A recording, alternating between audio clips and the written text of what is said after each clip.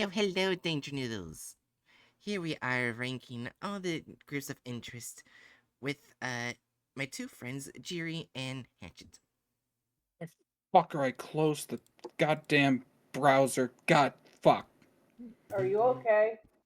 Yeah, just frustrated because I accidentally closed my browser, so now I gotta open shit again.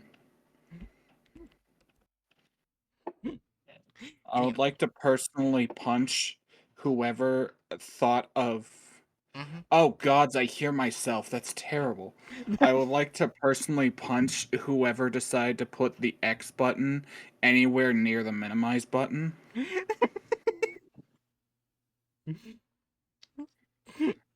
Besides that, I was also gonna ask, do you have a link to this website you're using, or like the article on uh, the wiki? oh, the group of interest? Yeah, like the group of interest Yeah, hold article. on.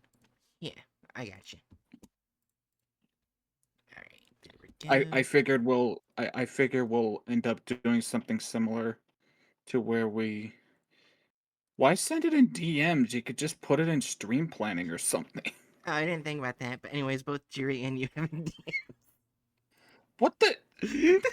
Oh, I didn't think of putting it into the shared place rather than sending it individually to the two people.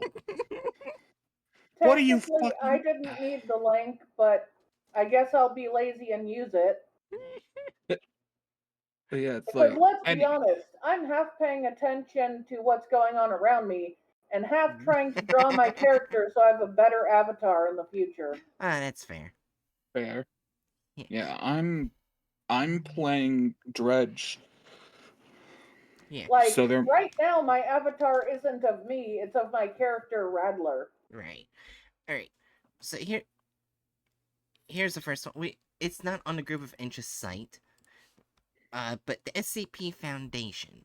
We pretty much know where they're gonna go because they don't do good all the time, but they also don't do evil all the time. It's sort of a mixed balance kind of way. Yeah, I think the Foundation would go under neutral good. oh, we're getting echo through Yeah, your. I just turned that down. Uh, I just clicked on the stream, but then I forgot I had sound on it. Yeah. So, yeah. anyways, What did you say? Like, what was the determination from you? I thought it was uh, good neutral because they do follow rules, but and those rules are for the betterment of everyone. But uh, those rules are not lawful rules, and yeah, those times sometimes lead to shit things, but it's because they're always following those rules. And yeah, they're always doing it to help everyone. And sometimes those things suck, yeah. I but was. they're Oh, sorry. but it's for the good overall. Yeah, I was thinking a little bit lower, mainly because of the fact they do human experimentation like a lot, which is When they kind of do human immoral. experimentation, it's always with D class who are Right. typically people convicted and they're going to be like there for life or executed. Yeah. Yeah, but you see, that doesn't make it better. Yeah, it's still That kind of that immoral. just makes it in like within like the ethics of it. That just Yeah. makes it an acceptable unperson to use. Oh, Yeah. that's fair. I guess that means they go under true neutral. I Yeah. would put them in lawful neutral Right. because again Yeah, I I can like see it. for me lawful means that they follow a set of rules. Well, then what do you consider neutral? Neutral would basically be that uh it's the in between having a rigid set of rules and no rules. I've always considered neutral to be following your own set of rules. Hmm. Or would that be chaotic? Okay, let me just. Hmm. Neutral. You know what? Let me just Google it to see if there's like an official thing. Yeah. Yeah. True neutral characters lack conviction. They don't follow any moral code and simply do what's best for them. Ah, It's the first Oh thing it yeah, says. because we're talking about neutral, not good. right. Yeah. Man, I forgot to take the true neutral into account instead of neutral good. Yeah. Yeah. So we're thinking like lawful neutral then? I would put Yeah. it in not lawful neutral. Lawful They neutral. follow a set of they follow a set of codes, and I think the overall like actual issue with the SCP Foundation in Mm-hmm. terms of like the moral nature of it is the fact that they are very utilitarian, Oh yeah. and thus they come into some issues that happen with pure utilitarianism, right? Yeah, So that is a thing. like for like the biggest example that comes to mind is, since they are so dead set focused on contain anomalies rather than being based on how negatively affecting the anomaly is, you get very terrible stuff like the emoji incident, we'll call it. Oh god. Which, while a joke SCP, is still something to be taken into account. Yeah. Or when they send D class into the sun. Yeah. But then there are But times when they try to do the right thing, but there's nothing they can really do. Like Right. with the There Be Dragons box.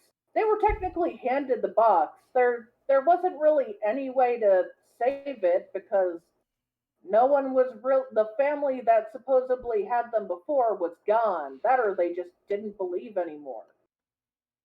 well, yeah, but like what I'm trying to like, I'm not saying that they do no good.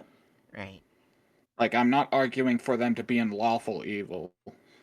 Like, I think that they end up effectively doing a basically the same amount of good as they do the same amount of evil Mm-hmm. while in their lawful section. Yep. Like, on one hand, they keep reality from combusting. On the other hand, they murder millions. Like, anyway. Yeah. Also, we will now be going in ABC order. I only did that one because that was the easiest one to do. Yeah. Yeah. First one is, I'm guessing how you say it is Alexiva University? Alexiva. Alexiva. Alexiva. Alexilva Yeah. University, I think. Yeah. Alexiva. Oh, it's in Tennessee. Fuck. Alex- Wait, are you in Tennessee? No, no. I just don't like Tennessee. Oh my god. Anyway, overview. That sounded fishy. Anyways. You're like, fuck, they're in Tennessee. Fuck, they're in Tennessee. That's a place in the United States. Yes. Anyways, Lexington University. Overview. Very little is known about the Lexington University or its motives. Evidence appears to suggest that the organization exists in some sort of alternate universe in which Latin and Greek cultures maintain dominance, at least over the Western Hemisphere.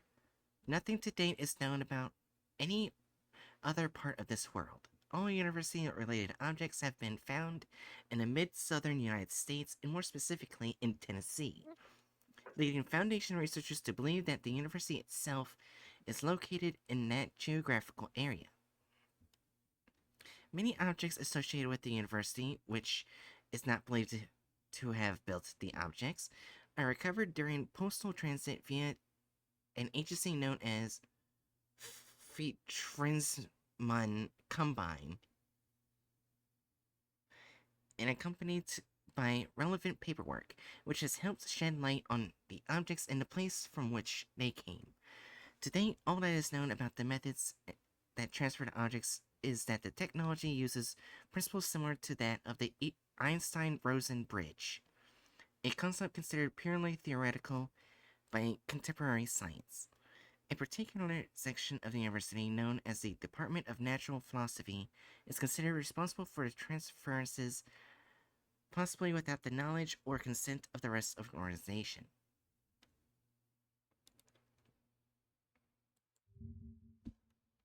Right.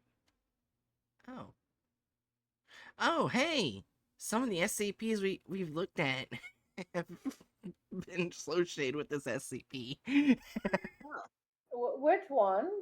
961, 1043, 1081, 1083, 1998, and 2487. Oh. I don't remember what any of those are. Do you see where that guy with the gun fetish?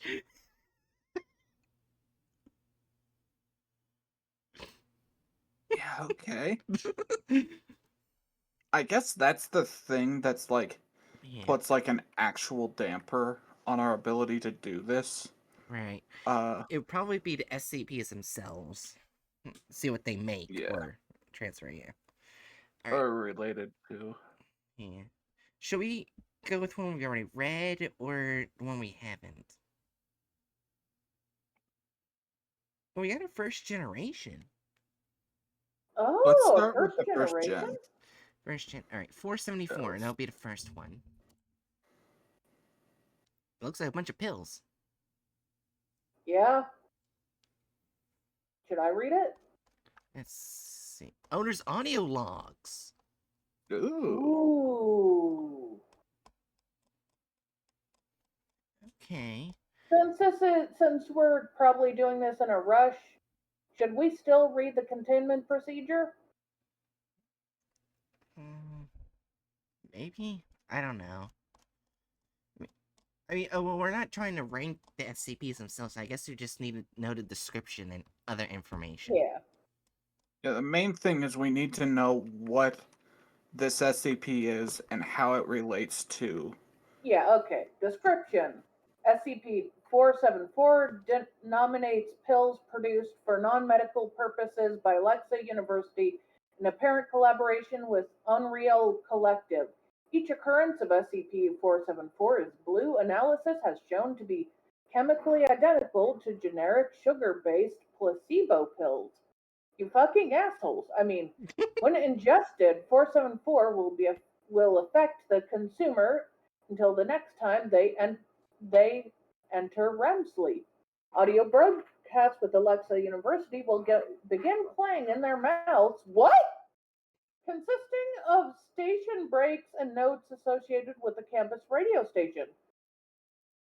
No bueno. This spoken word programming will be in the subject's native language with mute subjects mouthing words in DHH individual and enunciating as they would attempting speech normally. Although music is frequently referenced, it has not been broadcast audibly. Affected individuals who remember their dreams will report them as having a heavy musical theme. Dreamers, even musicians, have been unable to replicate the sounds as they heard, but have universally described it as some variation of trippy. Okay.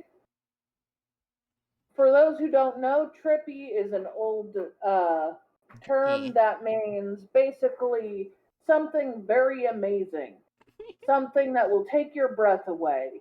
And it's not something I would describe college music, but here we are.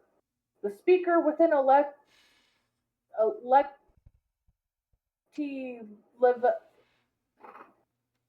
uh, sorry, within Alexa of how do you fucking pronounce that? We don't know. Alexilva. Oh. What? Alexilva is how I pronounced it. Alexilva. Okay. Alexilva appears to have some connection within the individuals they broadcast through as multiple subjects tuned in the station in their dreams will have identical muscle contractions and eye movement while being affected. See Addendum 474B for more information. It was discovered after a local broadcast news station in Redacted aired a story about a drug craze at a local community college campus. 65 instances were recovered from various members within the student body. Since then, 50 catches of SCP-474 were recovered annually from various colleges and university campuses in North America. Why did I say North America? North Africa, North America, Europe, Eurasia, Oceania, and Australia. Okay. My brain. Okay. Foundation personnel working on SCP-474 who receive recruitment literature from Alexiva University in their dreams are to report to their supervisors immediately upon waking. Documentation associated with it. Alexiva University proudly proclaims another triumph in their success working relationship with a collective educational animus, a method of mentally crowded students to let airwaves flow into their. Okay.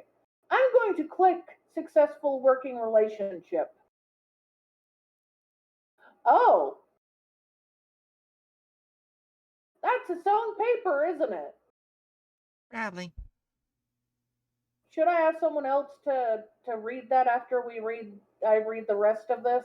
Or Wait, what is it? I'm guessing the Honoroy Dreams of Radio, which is also another group of interests too. So we're technically doing two group of interests at the same time for some funny reason. It's a group within a group. I have linked it in the voice chat. Oh, you clicked the red link. What did Yes. you think they clicked? Oh, I think that was also with the. Hold on. And the tags or something. Yeah, right here, number 3. It was also right here.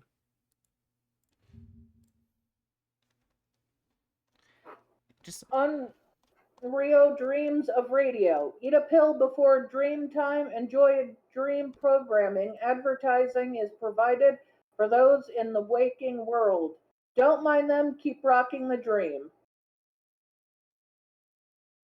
Addendum 474B testing logs of the audio phenomenon. Right, would you like to click it? They won't be able to hear if I do. yeah. All right, in 3, 2, 1. DJ Ote here with VVAUR, Alexel University 21-8 BCFM, radio with a reason. Reminder that the Visigoths will engage the Eastside Ostrogoths tonight in gladiatorial combat. It's the last chance to run for student body, senate, consul, or tribune elections, so if you're interested, be sure to register. Now, for a wonderful selection of Hannibal and the Baraka Rakas. What? Okay, next one. Oh yeah, no subject reported dreaming of roaming swamps and an elephant while dancing while tearing their eyes out, which was reported as enjoyable. What? What? Well, I will admit, if you could imagine that, that would feel pretty trippy. Not the good kind of trippy, like a bad trip, but okay, next one. In 3, 2, 1. This is from 2 pills while sleeping. Yep. Well, prior to sleeping. Gotcha. In 3, 2, 1. DJ Ote here, VVAUR, Alexel University Radio 21-8 BCFM, radio with a reason. Viscera clean detentions tonight for you-know-who. Be there before sundown. Drug dispensary from the nurse opens in the morning. And the first debates of the tribunate election are going to be in the forum tonight. Gonna leave you off with a wonderful sampling of the Etruscan way. Hey, hey. What? Subject noted songs of an incomprehensible language sung to them as they explored a hilly area. before waking up when a storm began forming above them. That sounds pretty far out, and I'm not sure I want to go there. A different D class, what they heard after taking 2 pills prior to sleeping. Alright, in 3, 2, 1. Just wanted to remind everybody that tryouts for the Visigoth Practice Squad are tonight. Bring your own armor, as none will be provided. In the morning, you can pick up your chariot decals for those of you who paid in advance. And the last day to drop classes is approaching, so check with your tutors that all is well in the House of Gradebook. What? I think this is just what's going on in their university, and they're just putting it through people's. Okay, let's hear the next broadcast. Yeah. Alright, in 3, 2, 1. Hey everybody, DJ Ote here with some consular election announcements I'm contractually obliged to read. First one's up from Polybus Maximus, who pledges to clean up the streets and the tutor sheets. Vote P for consul. Then we got his opponent Tacitor, who says you won't have to quote laws with your sword. T for consul. Tacitor, the candidate of men with soft swords and hard heads. Coming up, we got Springtime for Caesar in the Romulus Orchestra Band. Coming right at you. I guess the DJ's real name was Polybus Maximus. If that's their last broadcast. I guess the other person won. Last recording! Alright. In 3, 2, 1. This is DJ Livia's VVAUR Alexiva Reason Radio. I'm saddened today to report the passing of our friend DJ Ote. His chariot had been found with slashed tires and a large brick was dropped on his horse. Ote's body has not been found, however, most of his blood was. For any who may be listening, we here at VVAUR beg you not to act out against citizens, even those who speak out of turn. Oh The DJ was killed? I guess so. Okay. The following note was regurgitated by the D class following the conclusion of the test. Although these are rainy days for all of those who love peace on campus, the threat of political violence will not prevent the normal carrying out of campus activities. The announcements of counselor election results will be announced on the campus forum. Simultaneously, funeral services for those who perished due to the violence against the citizens will be held on the adjacent green. Beloved campus figure Polybus Maximus will be put to rest along campus. Maniple security will be present to prevent any violence between these groups. To prevent. So please feel free to safely attend either event. Wait, so that paper popped out of the D class when they woke up? Yes. Okay. Results of a different D class taking 2 of the placebos prior to sleeping. Result after several hours of dead air emanating from the D class's mouth, along with distant sounds of human screams and mayhem. An individual believed to be Maximus Thrax, the captain of the Visigoth Gladiator Combat Sports Team, entered the station and proclaimed this message. If anyone that listens, sounds nice. Oh, sorry, I forgot to count down. Yeah, anyways, in 3, 2, 1. to this, Thrax, your team captain, commands your attention. The university is burning. It's actions like this that remind me why I picked up the sword. Call for help. Cowards. Chance to cut down political types don't come every moon. Let's go home carrying our shields or carried in them. Why did I think he was a pirate? Okay. Well, technically, it goes with the alternate universes themes. In ancient Greece, That's kind of their way of saying you'll either go home dead or alive. So, based upon all we've pieced together about this organization, Mm-hmm. I, how do we rate this? We could go Why to don't we another. look at It's a different SCP? fair enough. We only looked at one of them. Actually, wasn't someone going to read the paper? We The can. Lexia Republication Archive newsprint? This Well, I actually might feel hold the most information about the campus, though. Oh, that's yeah, true. but at the same time, how much do we need to know if it's literally just ancient Rome campus in the modern day? Fair enough. They're Well, just sending it shit might over to us. it might give us a better idea what to rate it because right now I have no fucking idea. Well, I mean, if we're looking for that, I'd say we look for stuff that isn't like directly related to the SCP article that didn't give us anything. Well, like I said, I think the this page might help. The next one, Oh. the Alexiva student paper.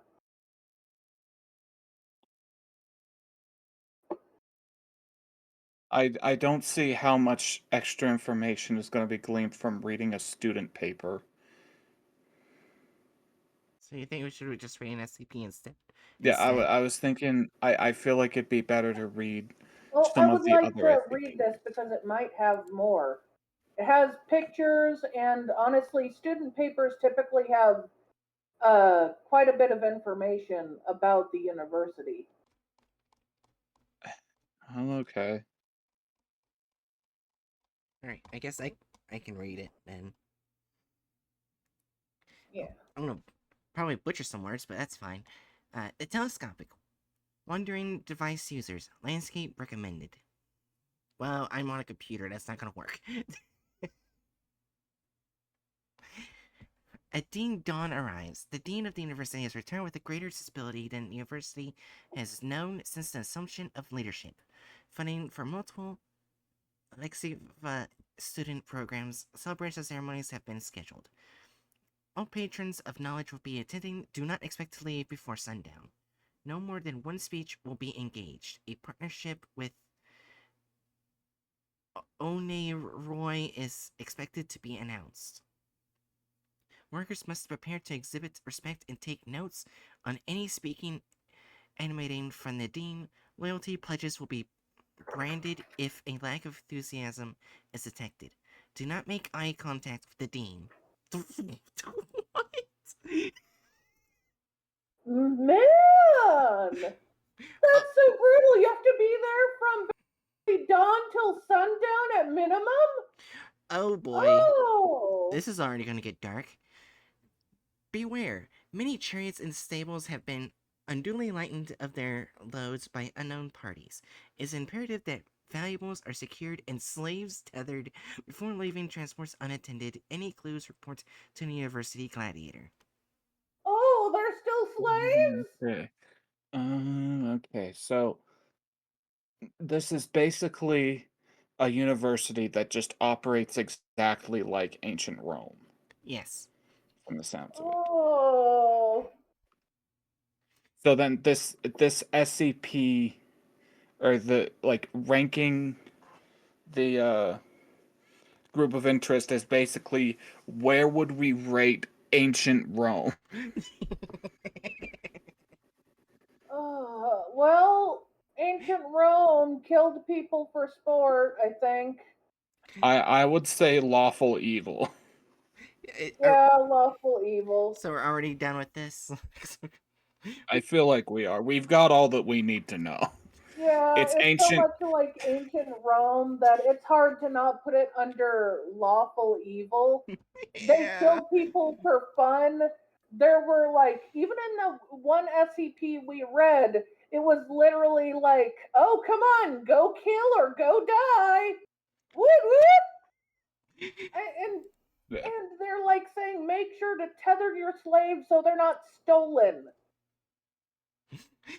All right, so here's the next one that's gonna be fun. Trying to rank. Man, I know student newspapers have a lot of information. I didn't know it would give that much that fast. Yeah, fair enough. Yeah.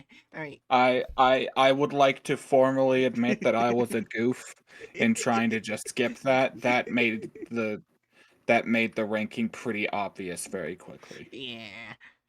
Anyways, the next group of interest is the Ambrose restaurants, one I didn't even know about. Overview: Ambrose Restaurants is a large-scale chain of fine dining eateries located in various public locations across Earth, along with several locations in anomalous or extra-dimensional locations of interest. These restaurants specialize in anomalous food and culinary practices, and vary widely in variation and style. Despite the scale of the Ambrose Restaurants chain, they are generally non-hostile and will instead flee from threats directed towards them. Ambrose Restaurants is currently believed to be jointly owned by persons of interest Chaz Ambrose and Marius, but due to lack of public appearances, this is unconfirmed. Notably, several groups of interest have engaged in relations with Ambrose Restaurants, including Marshall Carter and Dark Limited, and Herman Fuller's Circus of the Disquieting. Though the extent with which they collaborate is unknown, as the Ambrose Restaurants chain continues to expand beyond anomalous markets, any new locations are to be shut down and valuable information on Ambrose Restaurants saved. So it's just a bunch of restaurants that serve anomalous food. Yeah, We don't know what kind of anomalous food. yeah. Apparently, it has a bunch more information than the last one. Now, so I guess yeah, like I mentioned, this is the thing that makes Yeah. doing this stream idea kind of a pain in the ass. How the hell are we supposed to get just like a TLDR of what types of anomalous food they make? Because that's really broad. Yeah. We'll find out. Alright. Do you want to go to the most recent generation, or... I don't know. I don't remember what DE means. I'm pretty sure it's an international, but I don't know what. Oh, maybe Denmark? Yeah. So, do we want to go most recent, or... I guess we just go to the most recent. Alright, most recent gen. Alright, 8656. Oh, apparently the Foundation uses it. Oh. Oh.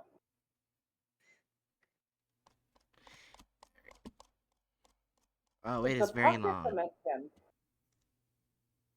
Alright, so basically, what is this SCP? That's what we mainly need to know what it is. It's a current has unknown amount of employees that create and serve anomalous food and beverages. I think this is... Relating to known SCP objects to Foundation employees across the known multiverse. I think this is probably gonna... Oh! I think this is probably gonna go in the good. Like, the highest good. Because I don't think so far it's bad. Alright, so basically... Let's see. A pancake with red, green, and black colored frosting resembling the face of SCP-173. When served, face is in a different pattern for every order. It's hypothesized that it resembles the face of... Okay, you know what? Effects of instance. After consumption of the entire pancake, including the frosting, the subject gains inhuman speed. You know, let's put it in lawful good. Or chaotic good. I don't know. They don't seem to follow any exact law, but they have rules. I guess it's neutral good. They do follow rules, but they're not exactly the law. And they do good. Okay. I mean, is making anomalous food inherently a moral good? Well, yeah, because they have positive side effects on the people who eat it. All right, so I'm gonna go ahead and read the description of the Denmark one, most likely. You All right. know, you could just look up what DE means in this case. Oh yeah, I could. Hold on. I guess the other thing is like that's one piece of data. Like we don't That's know not. That's not what I wanted. whether uh there's instances of them making food that like spontaneously explodes people. Oh, All Bud, right. you're right. There's actually no Denmark on here, so. Oh, German. Ah, okay, so it's the German branch. Yeah, the German branch. All right.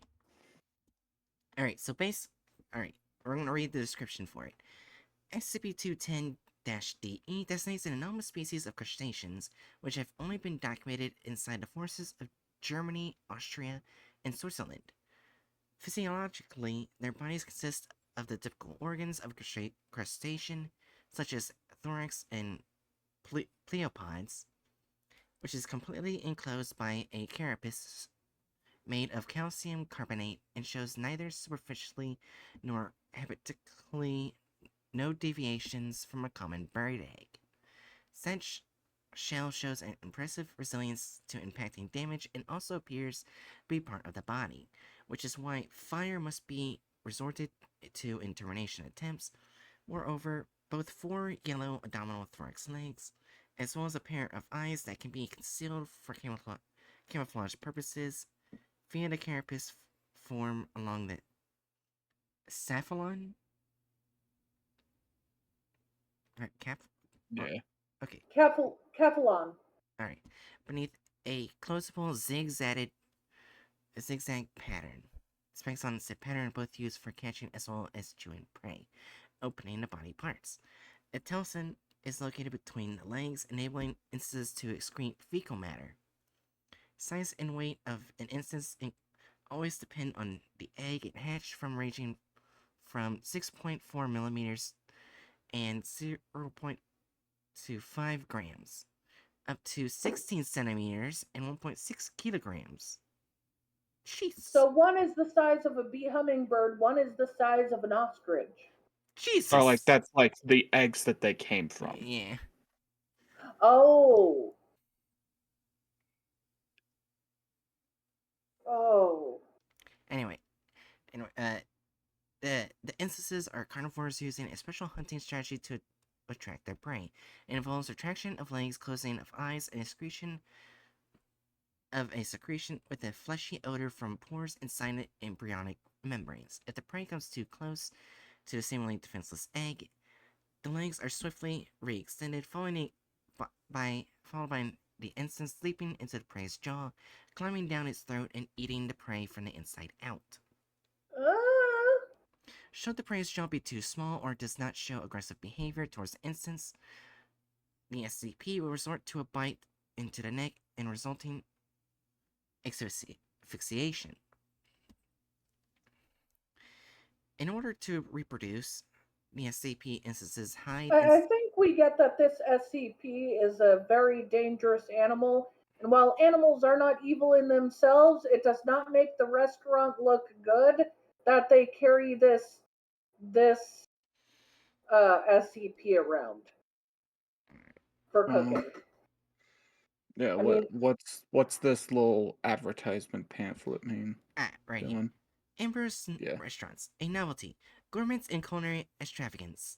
The Amber's Restaurant in Redacted, retroactively blackened, Austria have added a brand new obscurity to its dining plan. I almost said dinging plan. It does look like dinging plan. Fucking English.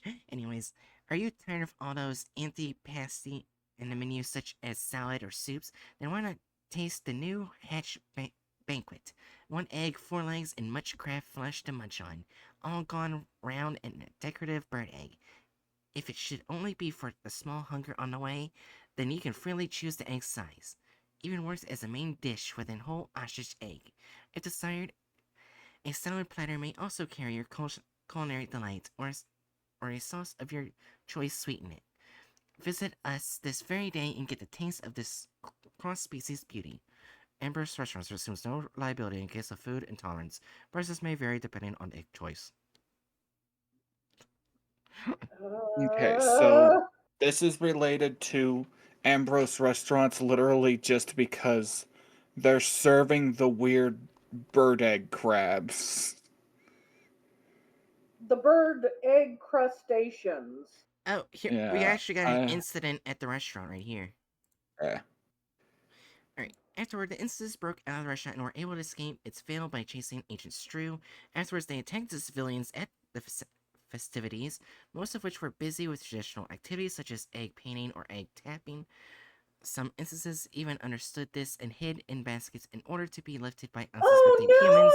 Later on, MTF DE4, don't know how to say that, for Warner Disease Control was dispatched with thermal imaging cameras and flamethrowers to cope with the situation. While the surrounding area was sealed off, both civilian and military losses could not be avoided, also due to the fact that many instances possess stingers, usually only present in reptiles. Following successful termination of all instances, a Class C amnestic was dispensed as an aerosol above the area, with it being cleared shortly thereafter. Agents were sent to also anesthetize the personnel of the restaurant to fail the chef anesthetized by Agent Stroud. The previously mentioned agents are still stationed in the area to localize civilians who could escape an anesthetization and treat them accordingly. Okay, so these things can hurt humans. Well, yeah, the crabs can. Are they crabs? I thought they were don't- crustaceans. They're Crustaceans. crustaceans, yeah. I don't think it would be. I think it would be more of negligence dealing with the crabs in this Yeah. situation. I'm sorry. When you're handling something that can literally murder people if it gets out, it's not just negligence. Let's see. Guess this could be like the hmm. Something similar to like a porcupine fish. Like if you fix it wrongly, you can kill people. Is that? That's not porcupine. You're thinking of Oh, something else. oh, am I thinking of the Also, pufferfish? with that, it's Yeah. with pufferfish. It's different because in order to even be allowed to serve pufferfish, you need years of schooling, Which they didn't and do. then you're allowed to. And So, we don't know what precautions they used, but I don't think they used the right amount of precautions. so I would place this Mhm. where I would place the average restaurant, Right. which is probably true neutral. Yeah, because You know what? Yeah. they're not intentionally trying to hurt people. It's just they didn't know what they were doing with that anomaly. Well, don't say it like that. Right. They knew exactly what they were doing, but they were negligent. Right. This is effectively the equivalent of if Red Lobster had a bunch of extra angry lobsters that they just happened to let loose on a civilian population. Right. If the lobsters were able to disguise themselves as like handbags and they had deadly stingers. You know, it's actually They're not handbags. They were Well, going I into know there places were with eggs in there, but I'm Oh, okay, I saying get in what you mean. like I get what you mean. equivalent in the real world. If they could Yeah, make okay. themselves look like handbags or like little purses or something. Yeah, you know what's funny about that anomaly though? It was Euclid, not Keter. No shit. So they were handling possibly world-ending crustaceans No, casually. Euclid is No. between Safe and Keter. It's like they're not sure whether or not it can break out of the box. They don't know everything about it. Kind of sense, if I remember correctly. I gotta Okay, ask, right. I gotta ask, Bright, were Yeah. you expecting the egg crabs or the egg crustaceans to be Keter? After I saw the ending part where it started going after people. Well, think Well- of this. It can make itself look like an egg, which people grab all the fucking time. And then it gave them death stingers. Well, yeah, but I'm just like, I'm more just poking fun at Bright for thinking that the egg crustaceans would be Keter. Also, Like, think of this, Bright. How many people would open their mouth wide when they saw the egg unfurl into a crustacean? Fair enough. Oh, Al- gosh. also, but like, my brain. Also, So- Gyutaro in your chat says, "Are you somehow cheating in something again somehow?" No. I don't think. Anyways, Yeah. the next one is, I think all three of us know who they are. Anderson's Robotics. Yeah. No, I've heard of them a little, Yeah. Oh, Overview. you don't know them? not significantly. Yeah. Alright.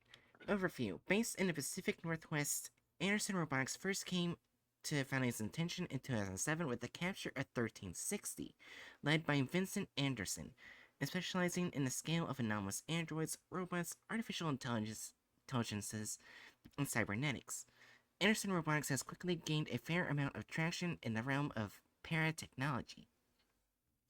This group's small size, remarkable espionage capabilities, and surprisingly large resource base has made apprehension of any Anderson employee difficult, with only a handful of Anderson products currently in the hands of the Foundation. Question is, what are said products? Right. Wait, is this the group of interest behind the robot that I hate? Oh, the German party robot, yes. They're behind that thing? Yes. Yeah. Let's Well, see. that Hold on. predisposes me. Oh, yeah, here it is. Yep. Great. So that's like, Also, the that, leader themselves is an SCP. Yeah. fun. Yeah, and they also do human experimentation. Anyways. I'm kind of curious. I want to see an SCP we don't know. Why don't we look at the leader before other SCPs? I don't know what number the leader is. Well, you don't need to click on the SCP objects. On overview, he's linked. Oh, Vincent Anderson. That goes to a story. It doesn't go to an SCP. It goes to 3860. Well, no, that was. It says led by Vincent Anderson. Vincent Anderson isn't the SCP. He's the. Yes, he is. Does it say it? 3860. I said 38. Click. It doesn't say 30. It says Vincent Anderson and 1360. There's no 38. Oh, 3860 right here. Yes, 3860. When you click Vincent Anderson. It did not give that to me. It gave me a story when I clicked it. I'm not sure what to tell you. Okay, so here we go. Alright. Here we go. Let's see what this is about. Alright, SCP-3860 is the former point of interest 1115. Vincent Anderson, a 67-year-old white male and former CEO/founder of Group of Interest 1115 Anderson's Robotics. 3860's body has undergone numerous augmentation of various systems using a combination of thaumatological technologies, techniques, and advanced prosthetic technology. These augmentations include, but are not limited to, replacement of both arms and legs with prosthetics constructed from combinations of aluminum, PMMA, polycarbonate castings, and white aramid fibers, believed to be prototypes of 2806. Oh. These prosthetics do not possess any discernible power source and possesses a network of thin cobalt chromium alloy wires that connect into 3860's central nervous system. Replacement of both eyes and complex series of optical lenses. Observation of these lenses during physical exams have shown them to be embedded with numerous thaumatological symbols. Replacement of the nose by a single graded orifice. Crafts of a white aramid fiber over various locations on the torso. These fibers have been demonstrated to weave into 3860's non-anomalous tissues and are capable of migrating to and filling in any scar tissue sustained by 3860. Believed to be the prototype of 1360-1. Apparent replacement of the liver and kidneys with synthetic variations due to inability to fully study these components without their removal from 3860. The full extent of their differences for non-anomalous tissue is unknown. A series of augmentations to various regions of the brain, including the frontal and parental lobes, especially in areas associated with thaumatological potential, as well as the cerebellum. Cerebellum. Cerebellum. Also, you pronounced the peritial. Or what was it? This. Okay, yeah. You pronounced peritial as parental. Whatever. Yeah. So, I don't expect her to pronounce most things right. That's Unless fair it's a enough. weapon. yeah. Subsequent interviews with 3860 indicates all augmentations were self-implemented, with 3860 insisting it designed and worked alone on each one. The means by which 3860 was able to perform these traumatic procedures on itself and survive are currently under investigation. 3860 was initially apprehended by operatives of MTF Gamma 13, Asimov's Lawbringers, on November 15, 2018, during a sting operation within the 3 Portland's locations of interest. Notice, unbeknownst to SCP Foundation operatives, 3860 avoided full apprehension until the joint UIU Foundation raid on the Anderson Robotics headquarters on May 24th, 2024. So he was only recently caught. Damn. Damn.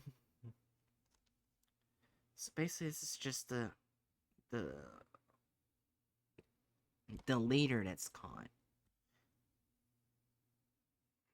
So the leader was able to create augmentations on themselves without dying. Yeah. I have a feeling it's a good thing he was apprehended, even though it took all the way to 2024. God damn.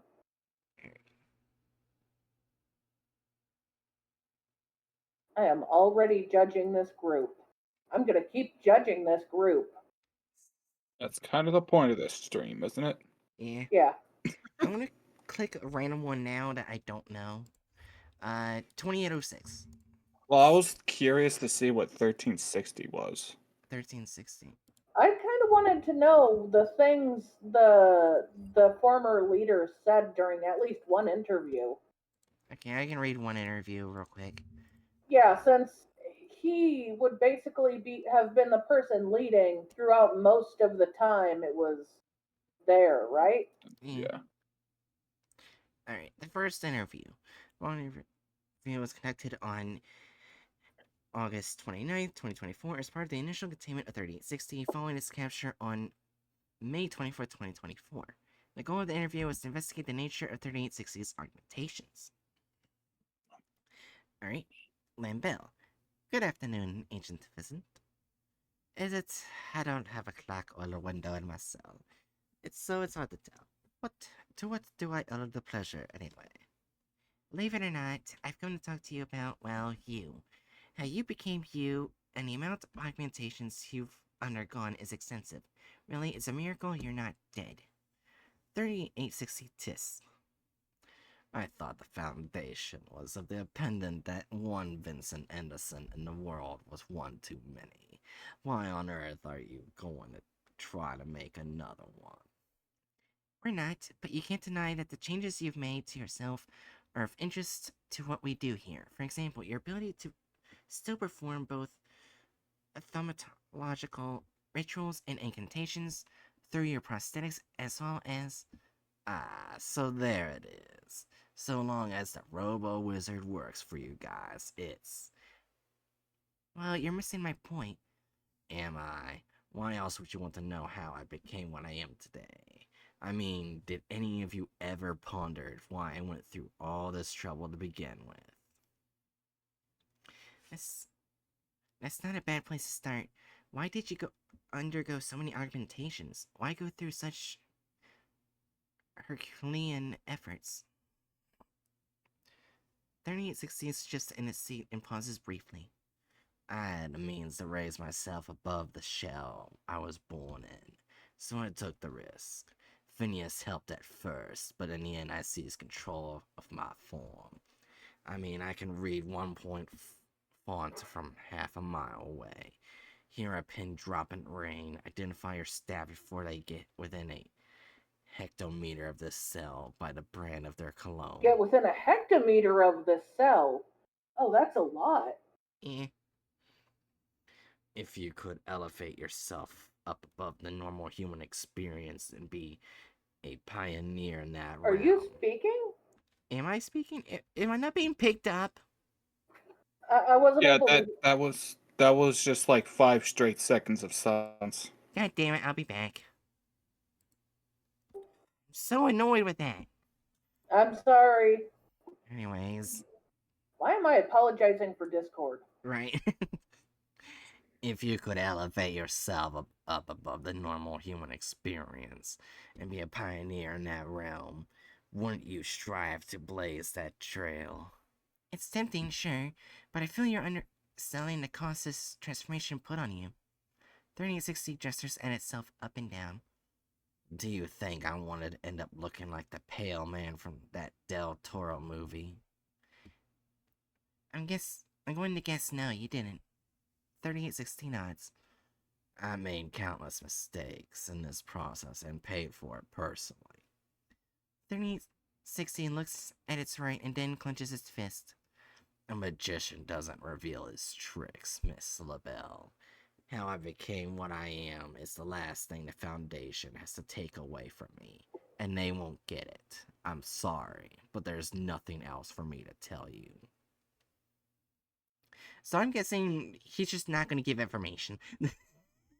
What a dick! They're like, hey, you're kind of a psycho. Why'd you do it? He's like, I make mistakes. That's it. Also, how awesome I am. Yeah. Anyway, on to the SCP Hatchet wanted to know about, which is 1360. SCP-1360 is an animate, fully articulated android. 1360 stands at 1.83 meters tall and weighs 100 kilograms. 2 white PMMA circles approximately 3 centimeters in diameter represent the android's eyes. 1360's body is composed of molded polycarbonate casings over an aluminum frame. These casings are covered in black fabric of unknown composition, referred to as -1. This covering acts as a skin and has a universal thickness of 1 centimeter. The serial number 031 is woven into the 1360's left arm in a red variant of -1. Testing to identify -1 has so far met with limited success. The material is a type of aramid fiber with a tensile strength of approximately 4,000 MPa, along with a gravity of 1.1, making the material lighter and stronger than Kevlar. The material is self-repairing, with adjacent damage -1 fibers reweaving and fusing back together. Dash 1 is also capable of repairing damage to 1360's polycarbonate castings, as Dash 1 fibers will fill in damaged areas during the repair of the outer covering. All samples of Dash 1 disintegrate after 48 hours of separation from 1360. 1360's fingers contain a series of tools. These tools are accessed by unscrewing the tips of the finger and include a steel needle attached to a roll of thread made of the same material as Dash 1. Left thumb. A roll of patches made of the same material as Dash 1, 5.1 centimeters wide, left index. A pair of miniature steel fabric scissors, right thumb. A steel scalpel, right index. Both middle and ring fingers are hollow and serve as storage space. 1360 is intelligent and displays a clear knowledge of unarmed combat and firearms usage. It is obsessed with escaping and subsequent return to an entity it refers to as Anderson. 1360 claims to feel pain despite its apparent lack of a nervous system. It claims that this pain is the result of a component having been removed prior to containment, and as a result reviews itself as incomplete. Despite being incapable of speech, 1360 can read and write English, Japanese, and German fluently. Interviews have been moderately successful, though escape and repair are favorite topics of conversation. Okay. So for the most part, it's just a really badass robot that doesn't want to be here. Yeah. Oh, the final addendum 1360-B on November 17, 2009, following a fourth failed escape attempt and following note was found in 1360's cell. Return signal terminated. We're better off keeping you where you are. We're sorry, number 31. Anderson. As of this date, 1360 has ceased all communication with Foundation personnel. In addition, 1360 has also ceased all resistance to containment and Dash 1 collection. Oh, That's just depressing. Yeah, so one thing I do know is that they have made people into androids. against their will?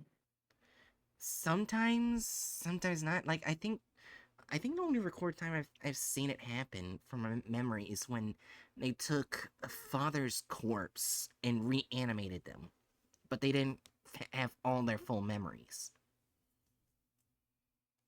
Oh. So I wouldn't say if that would be against their will, if they wanted to be dead still or not, I don't know. Well, it'd be them committing the crime of desecrating a corpse. Right. Um, I'd be leaning toward. I'd lean toward chaotic neutral.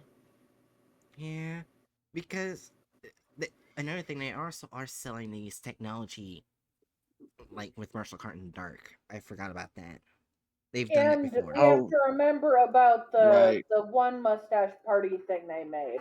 Yeah. Wait, yeah, and Marshall Carter and Dark, isn't that like a particularly bad group? Yeah. Yeah. They don't care if you mess with them once, they'll turn you into an object and sell you. Yeah. Okay, then let me reevaluate what I just said. Though then again, the first time I seen them do that, Marshall Carter and Dark basically tricked them into a deal and threatened them.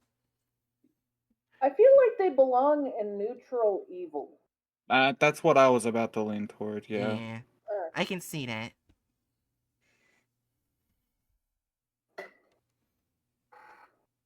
Alright, so I guess that means the next one.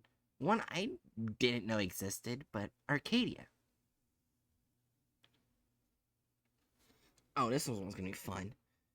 Overview. Defined by the highest and lowest lows, Arcadia was a rampage through the video game industry, driven by arcane, occult technologies that relied on luck as much as demons, but they made it work. This popularity came at the expense of their customers' exploitation and damnation, without their knowledge, of course. All that slowed to a crawl, however, after the 1983 video game crash, and the other world started collecting on unfulfilled promises. Their buyout by technologic powerhouse Prism Products Corporation in 1991 revitalized the Arcadia name, albeit under shady practices and behind closed doors. The Arcadia of today is an entirely different beast. Nobody is exactly sure what they do. Rumors are the only knowledge most have, but some say their longtime rival, the FBI UIU, have more than that they're not spilling. If you're curious, maybe you'll find some Arcadia to play. Because after all, why not Arcadia? Okay, this one's gonna be fun to read. Oh, there's a bunch of SCPs. Oh, we got a first gen. Okay, go with the first gen. Rule of thumb is do first gen first. What the hell? Yeah, okay. It also has the recent stuff right here. Well, let's remember the Arcadia stuff is supposed to be really old video games at the Yeah. start, right? So, But that Yeah. just threw me off. I'm sorry. hey, there was a time something like that would have looked very Oh my cool and high tech. Yeah. Oh my gosh, they actually have an actual video game thing right here. Man, I remember when people used the term flapper and it didn't sound dirty. Alright. Ignore me. Alright, so anyways, I'm gonna read this real quick. Alright, SCP-720 is an anomalous ICRDTA incremental code routed directly through arrays, a custom-built programming language that allows for the creation and execution of thaumaturgical computer programs. Program playing on the computing system with read-only memory capabilities. I hate how this fucking word can be either read or read. I fucking hate English at times. Yeah. That's English in a nutshell. Yeah. 720 contains a video game consistent with those produced on the video computer system. Players control a single character designated as 720-1, traversing through 9 levels corresponding to a childish rendition of Dante's Alighieri's Circles of Hell, culminating Oh. in a final battle against the representation of Lucifer. Dash 1 is able to be equipped with a variety of different items, which can be equipped to 720's head or legs. Power-ups include legs, boots, and beanies. You're telling me that this weird ass little propeller hat looking motherfucker is taking on the devil? I am going to comment. There are like video games that look even more basic bitch because of their age. Well, yeah, like I'm not commenting on like Are the you saying like a very basic humanoid figure made more sense? Actually, yeah, it would. No, I'm pointing out that I find it funny that that character model is what's fighting the devil. Right, anyways. That's a good point. Why did they pick that shape? They could have picked a humanoid. They could have picked a bird. Actually, a bird would even make more sense. Not just a human. Why that? Anyways, which are required to complete portions of the game. Occasionally, Dash 1, self-identifying itself as TK, attempts to communicate with the player or otherwise engages in behavior suggesting sapience. These are always one-sided, as 720 is not compatible with audio and simple signal inputs. Dash 1's vocalizations are a stream of consciousness in nature and are theorized to reflect Dash 1's internal monologue. So this is just a sapient video game character. Just this video game company created this derpy ass little motherfucker and forced him to exist in a video game where he has to go constantly fight the devil. Yes. Uh-oh. Remember how it What? says his name, he refers himself as TK. Yeah. Okay. San Francisco Foghorn. Where has Thomas Kikady gone? Disappearance stuns family's prosecution, says trial outcome now uncertain. Oh. I can't read all of it because it's fading off, but I'm getting the Oh. stinking feeling. Oh they- no. Let's see, when did that happen? 50 cents note reference. It February doesn't. 11th. Does it say on here? What kind of newspaper doesn't reference the year? I don't know. The year would probably have been on a different part of the newspaper. Okay. I'm gonna say this in voice checks. I don't want to say anything bad. You'll understand why I say that in a second.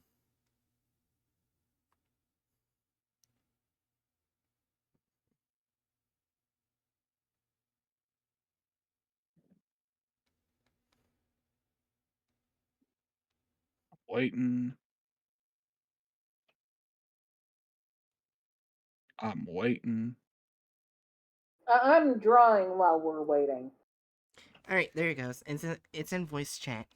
Don't say it out loud. You'll understand why. Oh, yeah, okay. Oh! Yep. Wait, I found a last paragraph. They pointed to an unsubstantiated reports of traces of cocaine were found in Kikady's workspace. Despite Kikady's negative results, a number of employees at Kikady's former workplace have yet to undergo testing, most notably. Where did that come from? Oh, okay. Either way, people are going missing and being put into these video games. Yeah. I feel like they probably added the drugs after to make it look like something else, but they definitely put that person in the video game. We actually got a little video. Ooh. Alright, let's watch it. In 3, 2, 1. I don't have to remind you of all my things. Let me go. They are already in here. Please, let me go. Just go. Go. Go. Please. That's just sad. Is I he mean- stuck in the video game for all eternity for his sins? Yeah. Oh, there's also one last final audio. I don't know if you I don't know if you can say it's for his sins when it's just like a company grabbed him and put him in the video game. Yeah, and plus then they say they worked with demons. Oh yeah, as much as demons, so they worked with demons. Alright, want to hear the last audio file? Sure. You have been Well, slaughtered. Oh, sorry. I was about to say, didn't the one newspaper article say he committed a crime? He wasn't able to go to court for that crime because he was missing. Did it? I thought it was just like he was missing and it wasn't. Hold on. Sorry, what's this? Next one's child abduction trial. 43-year-old programmer Timmons Kady has disappeared the day after abruptly resigning his programming job. Prosecutors were unable to reach him, and wellness check on his apartment. Oh, witness to a child abduction? So he didn't do anything? He was going to help? Wow. Oh. Okay. Damn, that makes it even worse. He witnessed a child abduction, but instead of being he's being punished for being a good person? More than Wait. that, I'm willing to guess that he witnessed something that had to do with this company's. Right, that's what I was gonna say. Oh. We're gonna listen to the final audio file. You ready? Well, I'll be ready after I say this. Fuck you, Brad. I stole your thunder. Anyway. Okay. Anyways, in 3, 2, 1. You have been slaughtered. This is your fault. Oh, your fault. Repent endlessly. I have no shame. I have no shame. Something I am like remorseful? It sounds like something along the lines of "This is your fault. I have no remorse." Oh. Something along those lines. So That basically was uncomfortable. this Arcadia is evil. Yeah, I feel like we should put it under lawful evil because they follow their own rules. They're just evil rules. I mean, are they following any? Like, we don't have much reason to believe that they're following any set of rules. That's fair. You know what? Chaotic evil. Yeah. Do we want to look through other video games that they've created? We can See how probably- worse it gets? You can probably Yeah, look through one what's more. worse than putting someone who is going to help find a child into a video game for all eternity? How worse can it get than that? Alright, here's the second Um, generation 1070. Alright. SCP-1070 is an educational video game designed for use as educational software on Nintendo Entertainment System. It is held in a cartridge composed of black plastic and measures 13.3 by 12 by 2 centimeters. 1070 lacks identifying information such as labels or manufacturer's mark. The back cover has a warning label identical to unlicensed games produced by 10 Gen Arcadia. The splash screen identifies the game as Learning with Leo, with a 1989 copyright belonging to the Real Awesome Tainment label. Research has shown that a copyright for this name was made in 1999, however, no games associated with this name were produced.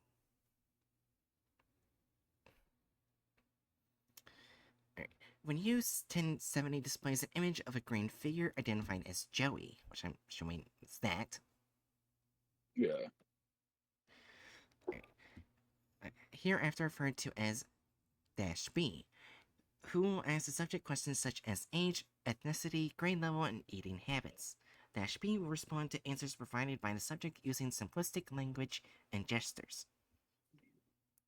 When 1070 is activated and used by a subject under the age of 14, it will function without any anomalous properties. -B will ask a series of mathematical, history, and basic scientific questions. -B will then show a score depending on how many correct answers the user gave. Of note is that -B will remember subjects who have used it in the past and is able to identify them by name. However, if a subject over the age of 14 uses 1070, a different effect will occur. As the subject advances through 1070's content, -B will begin asking more esoteric and incomprehensible questions, often using graphical errors and obfuscating graphics to prevent the subject from progressing.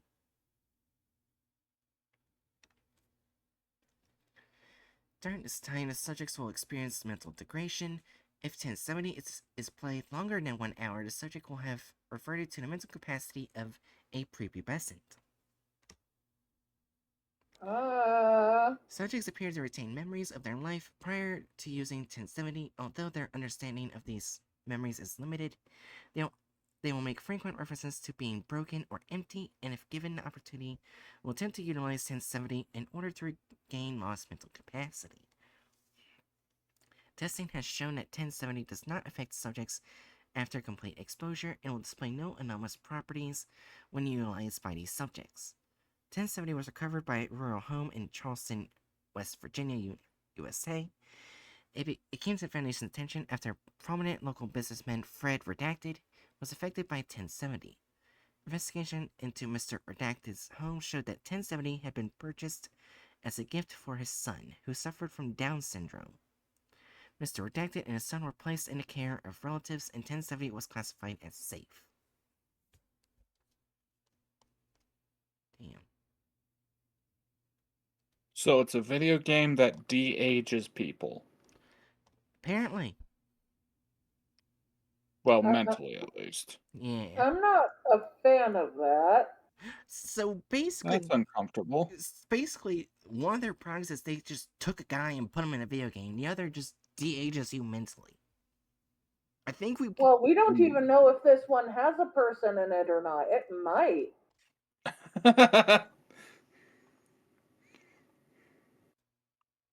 I'm just gonna comment. It might have a person in it. Maybe. Is Joey a real person forever stuck in there? Is he not? I gotta read this because this gets creepy.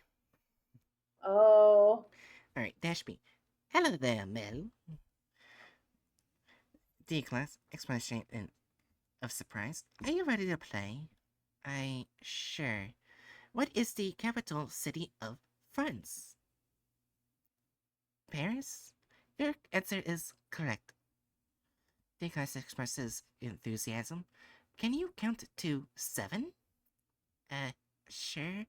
1, 2, 3, 4, 5, 6, 7. You are correct again.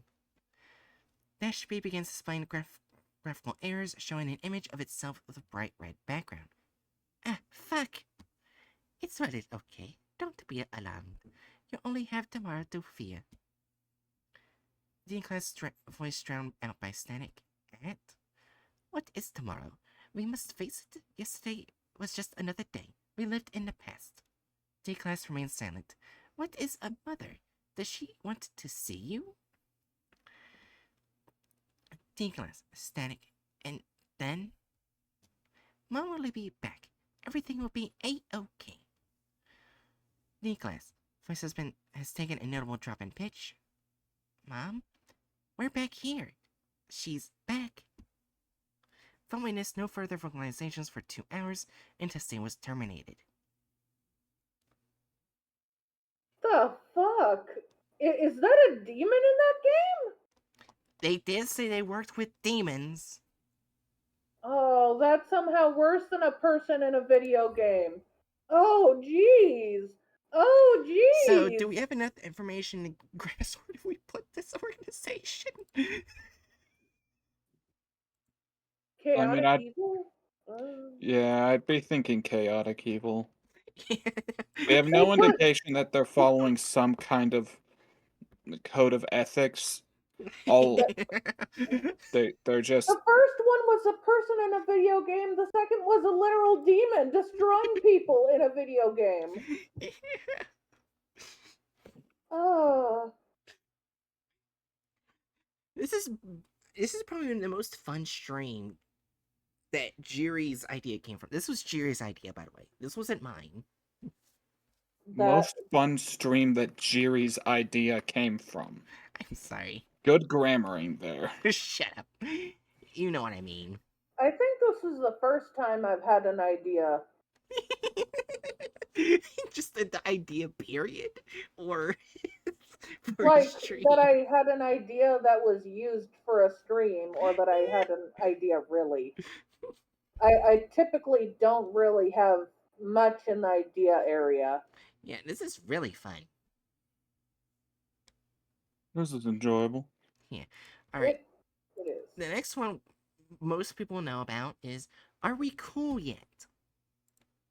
Yay! One that doesn't want to murder us, I think. Overview. A collective of anomalous artists and anartists, members of Are We Cool Yet, are capable of either obtaining or producing anomalous objects and entities and using them to create art installations. These installations are placed for maximum public exposure and have been fatal to bystanders. The phrase "Are we cool yet?" is always presented in some way.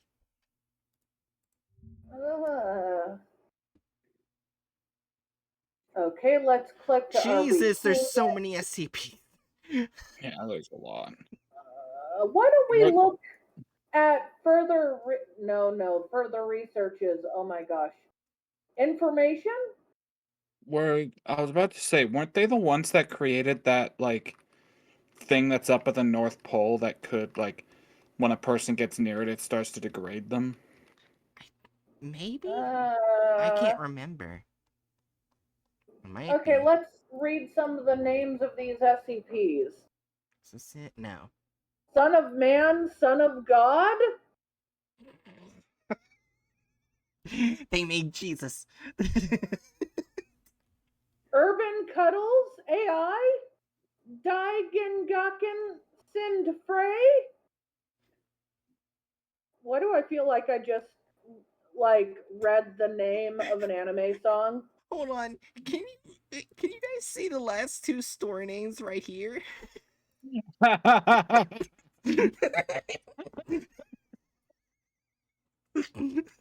Oh! So funny.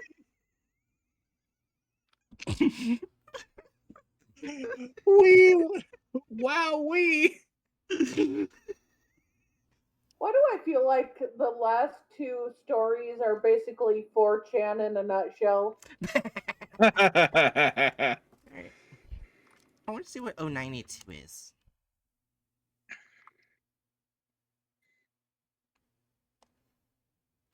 Alright. This is a short description. Alright. SCP-092 is a set of 3,125 audio CDs, each labeled the absolute best of the fifth dimension, and marked with the names of the 31 performers who had various times been a part of the American singing group, the Fifth Dimension. Each instance of 092, when played in a standard CD player, will produce a distinct anomalous effect upon all individuals when hearing range. The anomalous phenomenon will last 74 minutes, the duration of a standard audio CD, during which time listeners will be unable to leave hearing range or to shut off the CD player or otherwise interrupt its function. As well, when the anomalous phenomenon finishes, all surviving listeners will engage in synchronized vocalization of the phrase, "Wow, that was really cool." Synchronized vocalization has been observed in anoglophones, pre-verbal infants, unconscious individuals, paralyzed individuals, and individuals physically incapable of speech due to laryngeal, lingual, or damage. I butchered all three. Lingual and or vocal damage. Thank you. I butchered all of that. Basically, things damaged that would cause someone to be unable to speak for one reason or another. Gotcha. Yeah. The anomalous properties of each instance of 092 are thematically and conceptually linked to the number 5 dimensions and or members of the 5th dimension, which I think is also another group of interest, which is named the Fifthist. Oh. Yeah, the Fifthist. I remember it. Yeah, as of redacted, 871 instances of 092 have been accessed, and their anomalous properties formally described. Alright. Representative sample of documented anomalous properties of instances of 092.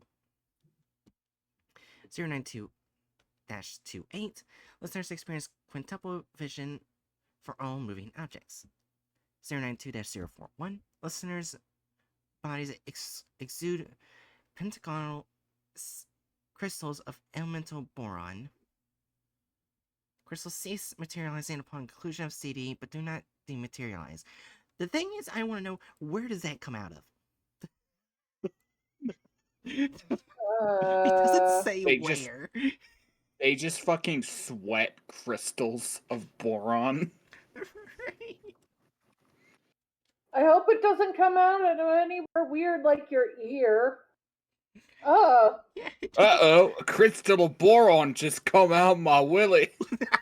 Ah! That would hurt. That would hurt. That would hurt. Oh, jeez.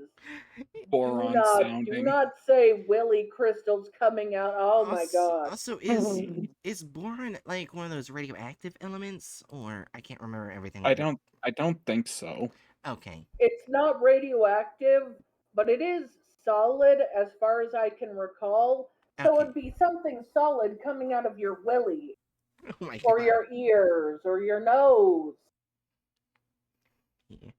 Alright, anyways. Also, it doesn't say how big it is, either. Oh no! Well, I mean, to be fair, that could make it better. Like, Yeah.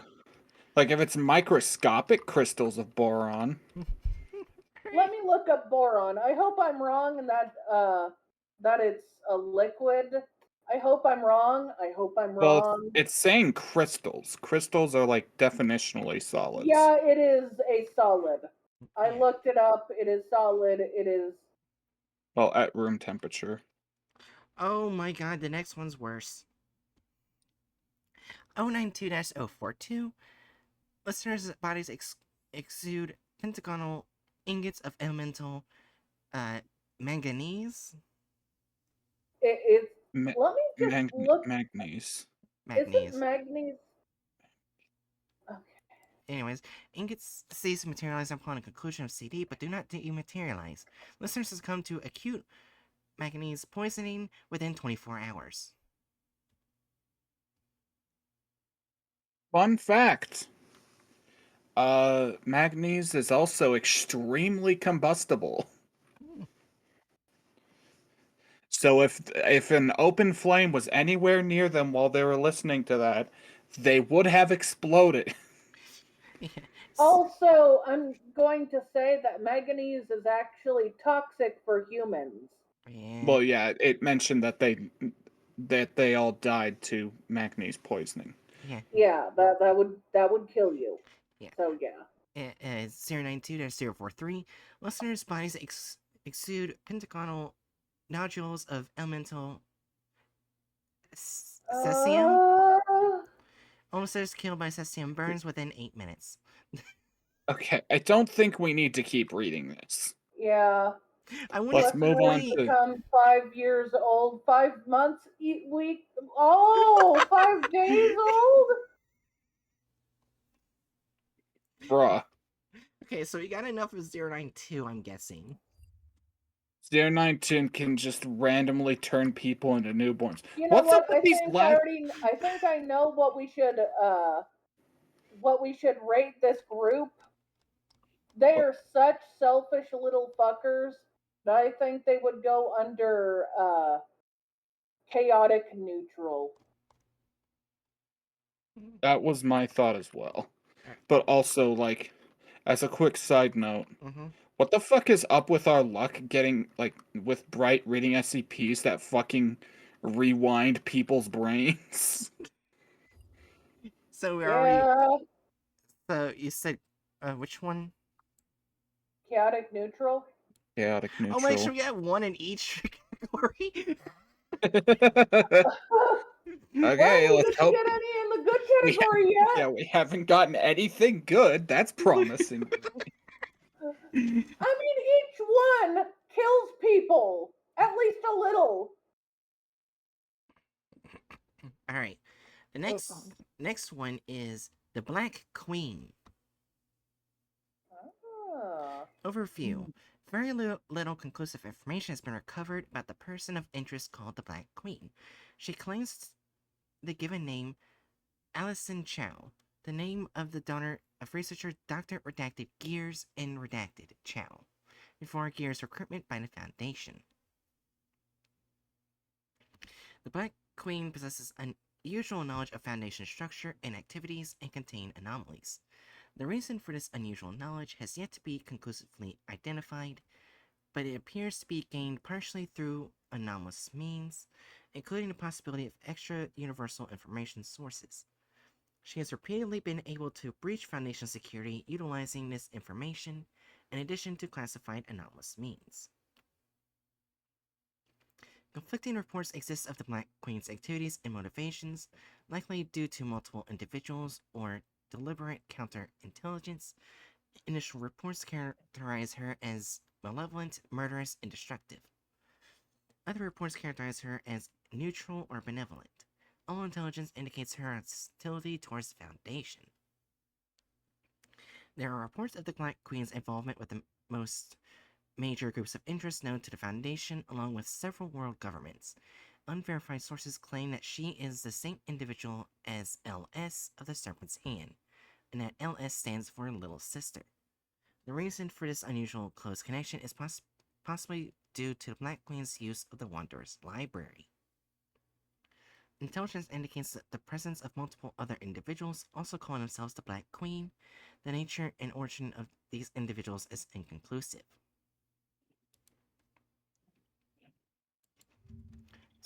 So this is probably a group that works with the Serpent's Hand.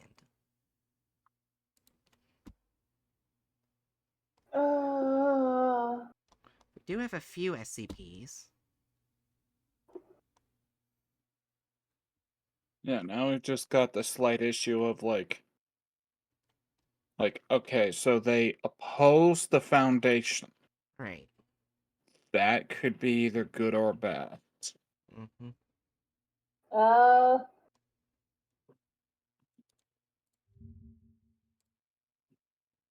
What's VNP?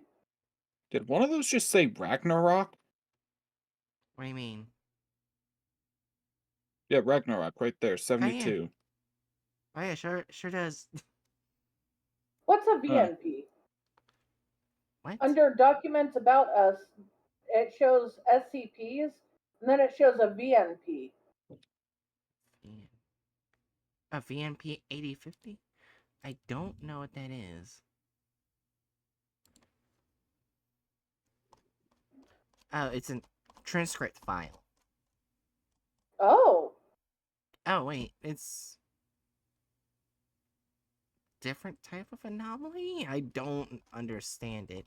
But it's well, like mostly I said, I wanted to know what a VNP is. it looks like it's just a translation document, two people talking to each other with a golden ring anomaly. Basically what I'm seeing. That is long as all shit. I'm not even at the bottom. I have yet to reach the bottom. It's a golden ring with a black gemstone attached to it, currently in possession of John Agar, who wears it on the middle finger of his right hand. The origin intended to use the VNP 8050 are currently unknown. What the hell is a VNP 8050? I don't know. You're asking the wrong person. I'm gonna look up what is a VNP. But Right, anyways, click on the VNP thing again. VNP again? Okay. Okay, now just stay at the top of the page. Oh, a VNP is Validation Master Plan Secure Containment Procedure, meaning a detailed document outlining the process for safely containing and managing an SCP object, Oh, including all necessary validation steps to ensure proper containment and handling procedures are in place. So it's got a lot of extra information about containing it. okay.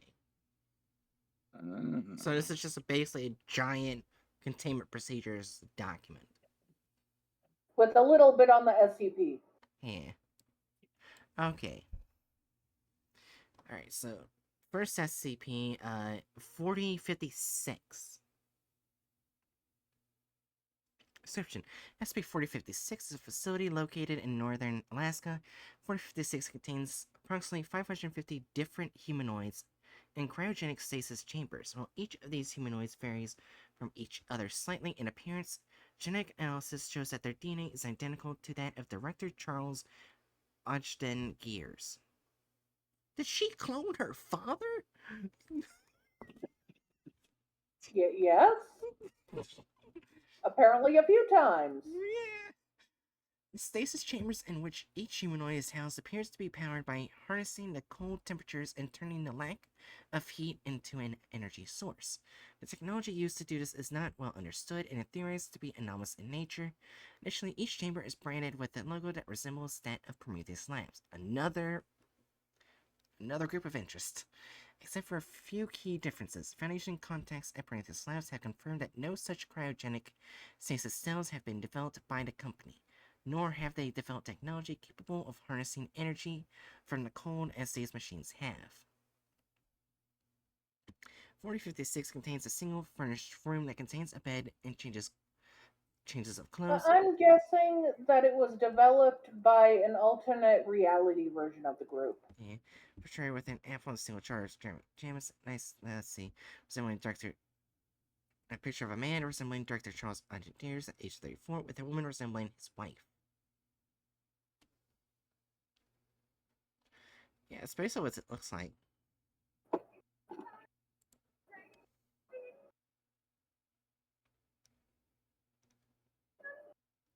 Oh, and apparently, a person of interest 4056 is apparently the daughter. Because that's what they say in this audio, not audio log, the interview log. Interesting. Oh. Alright. They didn't give us much information about the group, except that she, for some reason, cloned her father. You know, as you do. Right. No, you don't, as you do. Standard, standard procedure, you know, just What calm would your you Oh, ever God dad. damn clone it. your parents? Maybe. Apparently this one's gonna be... I can already tell this is gonna go bad because I see this image.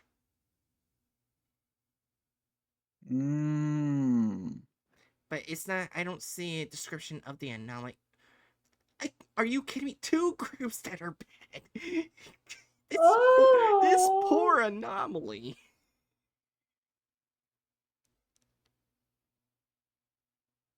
Oh, look, here's the description. Items SCP-5678. That's it.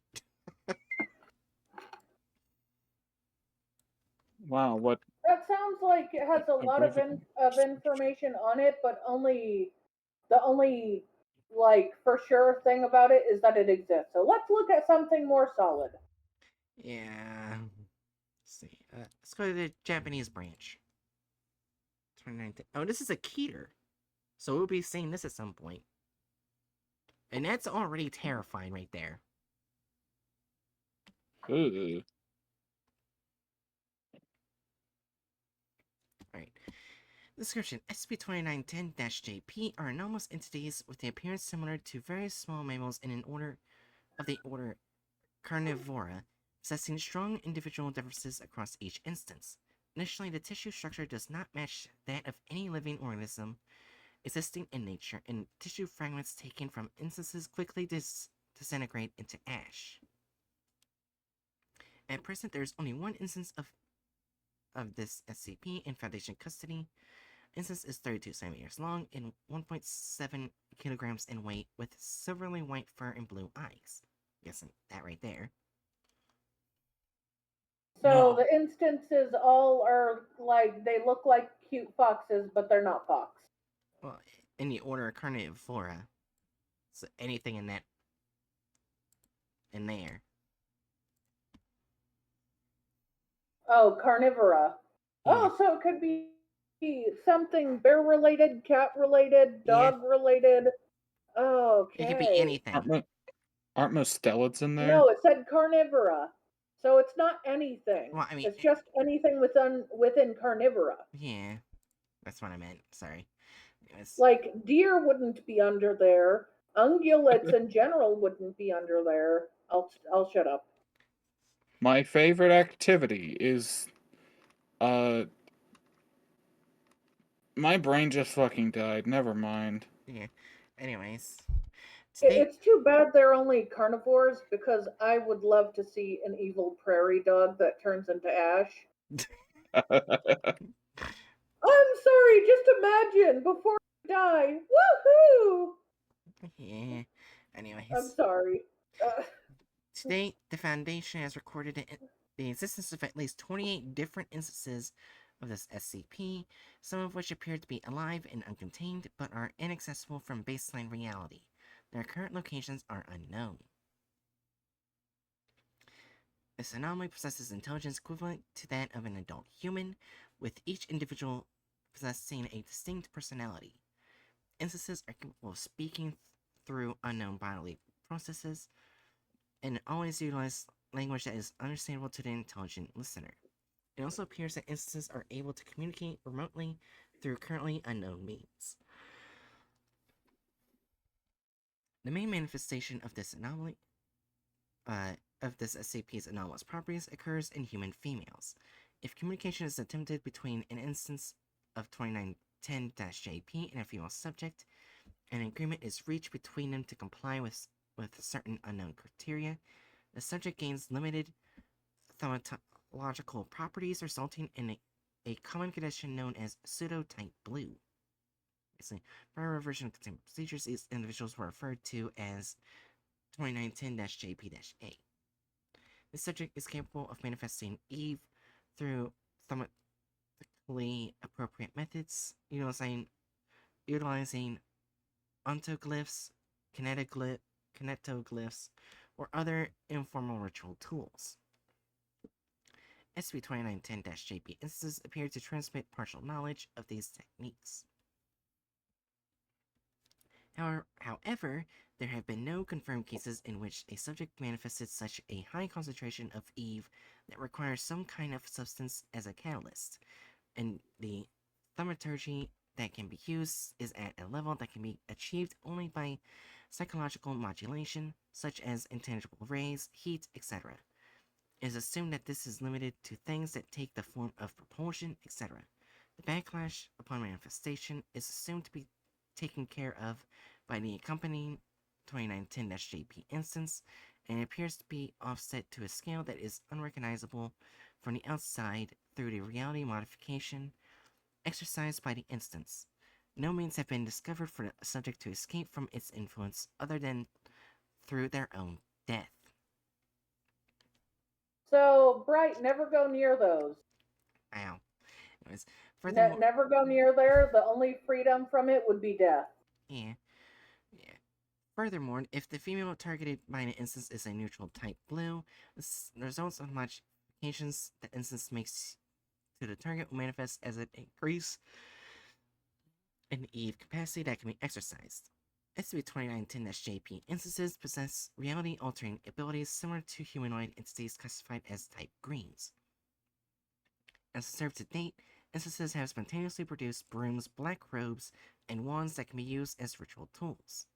In addition, 2910-JP instances apply visual and auditory concealment effects to both themselves and a corresponding pseudo-type blue, as well as a protective film that blocks the thermal energy and mechanical energy below a certain level. It appears possible to perform the development of these abilities separately. The potential limits of 2910-JP's reality-altering abilities are unknown, and no additional experiments are permitted at this time. Instances of 2910-JP are genetically devoted to the pseudo-type blue instances that have signed agreements with and will save, or attempt to save them from critical situations, even if they themselves suffer fatal damage. Multiple examples have been identified. Wait, hold on. Oh. Yeah, and apparently one instance went with the point of interest. But I'm gonna read this one because apparently one of them went, I guess, may have went with the Chaos Insurgency. Oh my, I just realized the date. What? On September 11th, 2001, Oh. Group of Interest 003 Chaos Insurgency led an attack during the Manhattan Dimensional Collapse terrorist incident, which resulted in the island being temporarily transported to another dimension. This led to the discovery of 2910-JP within the island of Manhattan.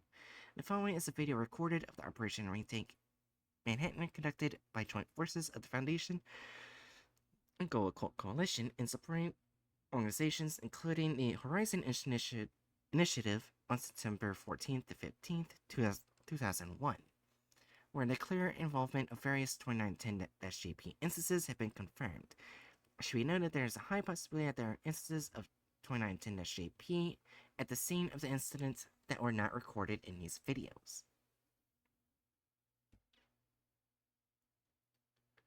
Alright, so basically reality-altering carnivora creatures, I'm guessing. And one of them went with the Black Queen. Wow, this tells us next to nothing. Right. God damn it. This one's gonna be hard. This is probably our first We hard. need. I was gonna say we need to add like an extra layer or an extra category that's just to look at later. You know what? Why don't we look at a different SCP? How about I pick the next one? Sure, go ahead. How about 8855? Have we looked at that one? No. Okay, 8855. Let's click and It's- oh, It's a is picture. that a moose? It's a move. Oh man, we are so back. We've got giant deer. Description. Moose may eat wood, but they're deadly. Hold on. Description of SCP-8855 designates an adult female A. Alces americana moose, behaviorally and possibly vitally linked to Site 19 director Tilda D. Moose.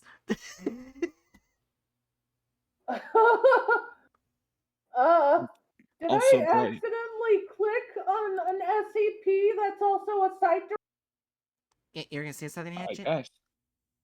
I say also note in chat. Oh, hold on. I'll stretch. Yeah. That's a stretch and a hydrate, right? Yes. Delicious. Anyways, I want to see if I can find anything that goes with the Black Queen in any fucking way.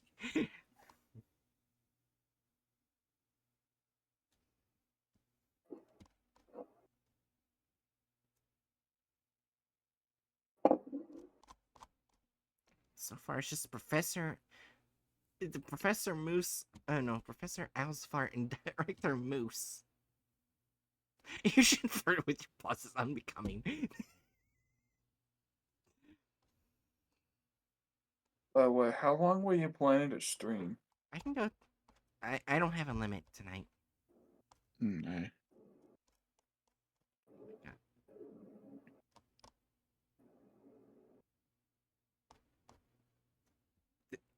Did the Black Queen create this or something? I couldn't find anything to do with the Black Queen, anyways.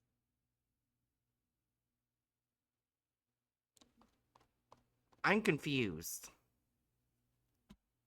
I mean, we do know good information that they attack the Foundation at times. Which can be both good and bad, depending on Yeah, what like anomalies. I say we look at one more anomaly and then just make a guess.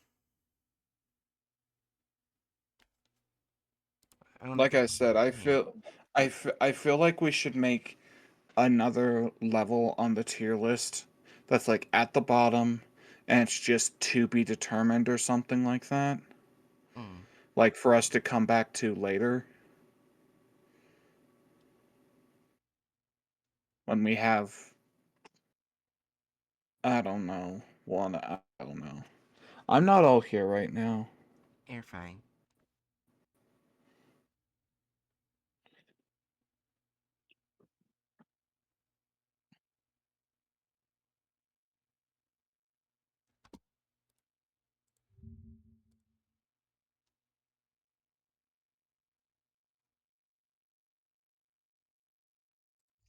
Yeah,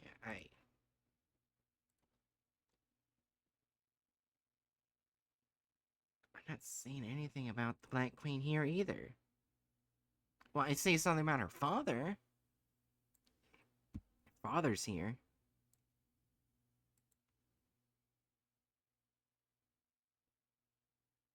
But this is most likely because it contains DNA samples similar to Dr. Gear, so this is probably his daughter, maybe?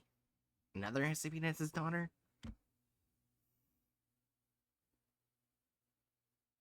I guess I should read us then. Alright, SCP-8079 was a prototype Class IX adaptive screen-intent reality anchor designed to adjust to any environment that would be hostile to the functioning of a standard SRA automatically. Based on serial number information, 8079 was lost in May 2019 during a containment breach of 682 and presumed destroyed. Analysis of recovered logs after Incident 8079-1 suggests that instead 8079 was transported to a different reality where the analogies of normalcy preserving organizations did not upheld secrecy of the anomalous as one of their main tenets. It is believed that 8079 attempts to execute its primary function after detecting large discrepancies between expected parameters and its observations. This, in practice amounted to a localized CK-class restructuring scenario, with the area affected gradually increasing in size due to its adaptive properties.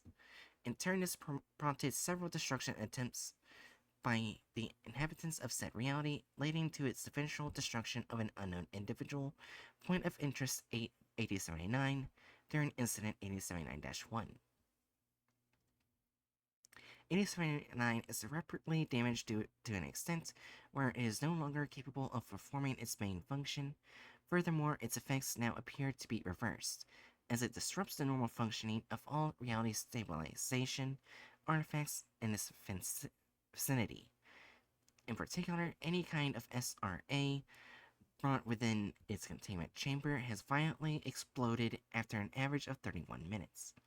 As well, thaumaturgical and ritualistic performances Oh, in its vicinity are enhanced to a varying degree, with even non-type blue personnel being able to cast basic spells when in close proximity to the object. It is unknown if these properties are of 8079 itself, or of the sword used for its destruction. Attempts to contact the inhabitants of the aforementioned alternate reality for diplomatic reparation, study, and containment reasons have failed.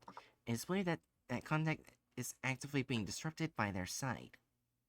DNA samples obtained from 8079, believed to belong to Point of Interest 8079, have been inconsistent with matches to at least 27 different Olympia-class unidentified women. However, all samples obtained so far are partial matches for Foundation Site Director Dr. Charles Gears. The implications of this are unknown. So, from the sounds of it, the Black Queen is basically an SCP universe explanation as to why Dr. Gear's DNA shows up everywhere. I'm guessing, but also Jerry put in 8855 was the Black Queen, lying and deceiving a site director to date her. yeah, so the entire thing is basically the Black Queen herself with this years long lie in order to date a site director. Oh man. So I'm guessing that they have reality altering abilities. If they can She make themselves look like a made moose. she basically made up an SCP and made her look like herself look like a totally different person in order to lie to the site director in order to date her. And oh my gosh, that is so underhanded. That is so Alright. bad. That is so bad. So Oh. I think we've collectively got as much information as we can probably get about the Black Queen. I don't think she's a good person. What about you, Hatchet?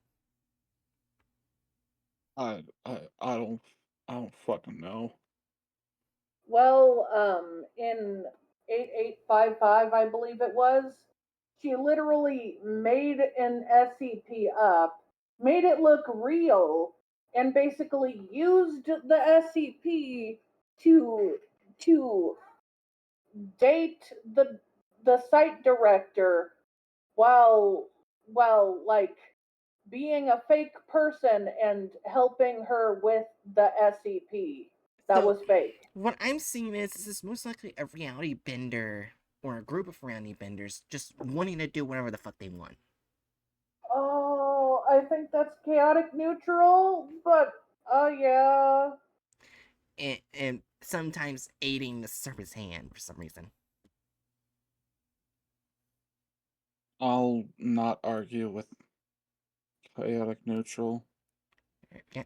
We haven't gotten any of the goods, and the next one's definitely not a good.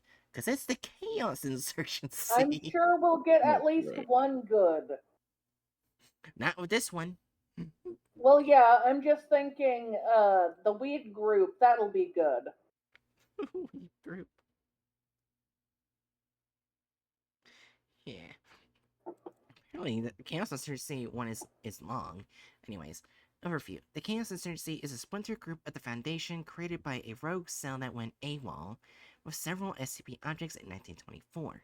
Since then, the Insurgency has become a major player on the world stage, using the anomalies that it obtains for its own benefit and to consolidate its global power base. The Insurgency not only deals in anomalies, but also in weapons running and intelligence gathering. It makes the use of authoritarian regimes in poor and developing countries, often using their populations in the same manner as the Foundation does D-class personnel. It helps to maintain the extreme poverty and war that is suffered by these countries so that it can continue its radical experimentation, easy conscription of forces, and lucrative business deals with various opposing factions. The most anomalous objects possessed by Insurgency are unknown. Among the most notable items are the Staff of Hermes, an item capable of warping the physical and chemical properties of any matter it touches, and the Bell of Entropy, an object that can cause a variety of destructive effects depending on where it is struck. Both of these objects were originally obtained at no small cost by the Foundation and were stolen by the original founders of the Insurgency. SCP objects and other anomalies stolen by the Foundation typically possess high potential for direct utility, but the Insurgency has also made use of anomalies with less direct applications, such as SCP-884. The main base of operations of the Insurgency is unknown, as are its current leaders. This organization is directly antagonistic to the Foundation, using deadly force to attempt to prevent the Foundation containment of multiple anomalies. The Foundation has also been infiltrated by agents of the Insurgency in the past, resulting in the loss of valuable scientific data, theft of the number of anomalies, and deaths of personnel. Personnel are made to be aware of possible raids, terrorist action, and spies from the Insurgency, and are to notify their superiors about any activities from the fellow personnel fitting the Insurgency behavior profile. Okay, so they're worse than what I originally thought they were. So, Bright, I think you're like you're not cutting in and out, but you're like roboting. Me? That's weird. I can hear her fine. Oh, then it might be my internet. Ow. Let me exit and rejoin. Okay.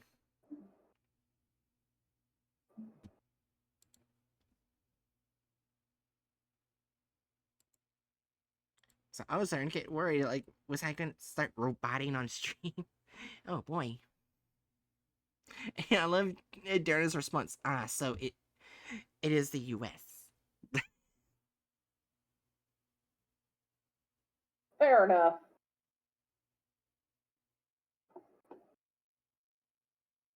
All right. Alright. Hatch, you Let back? me click. Oh, what the? Okay. Yeah? Are you back? Which SCP should we click? There's so many. There is so many. I just clicked the one that it put on the, the thing. Wait, oh my god. Hatchet. Yeah. The Chaos Insurgency probably used the Nazi robot.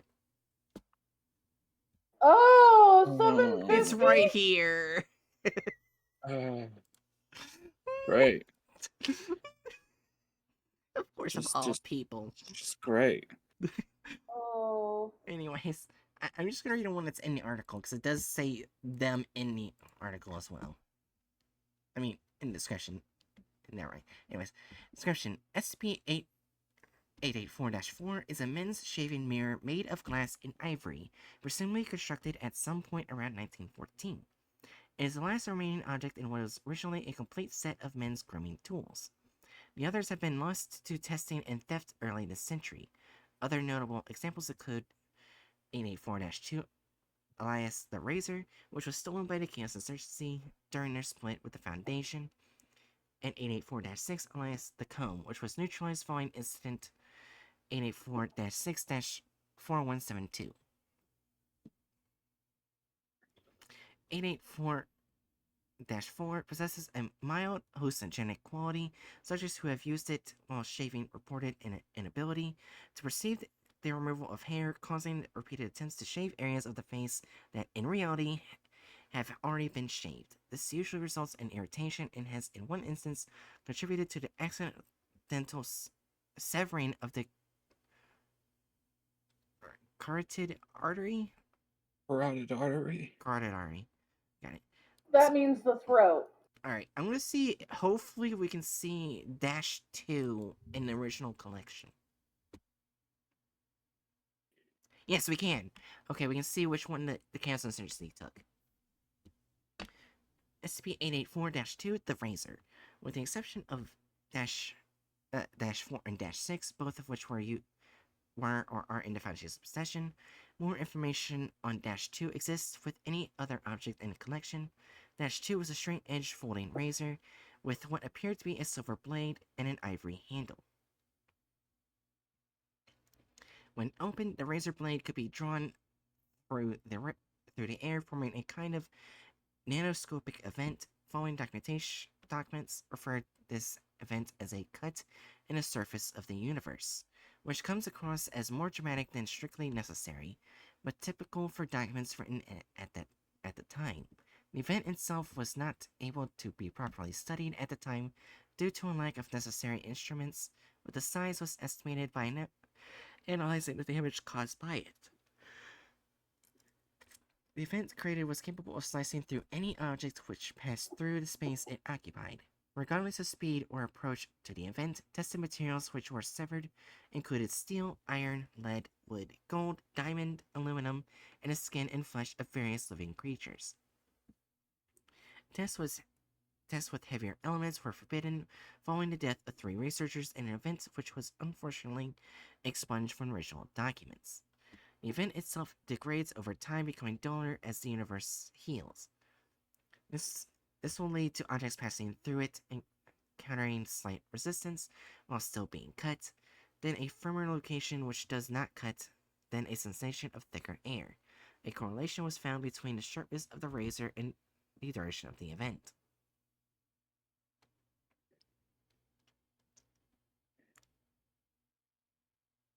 So, basically, the Chaos Insurgency has a very deadly razor.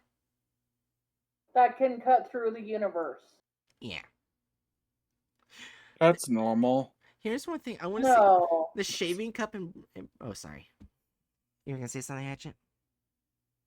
No, I Oh. was just sarcastically saying that's normal. Oh, yeah. The one thing I find funny about the shaving cup and brush is mainly the current location. While many documents following the Foundation's Civil War make note that Insurgency possibly having possession of 884-3, no definitive proof has been found.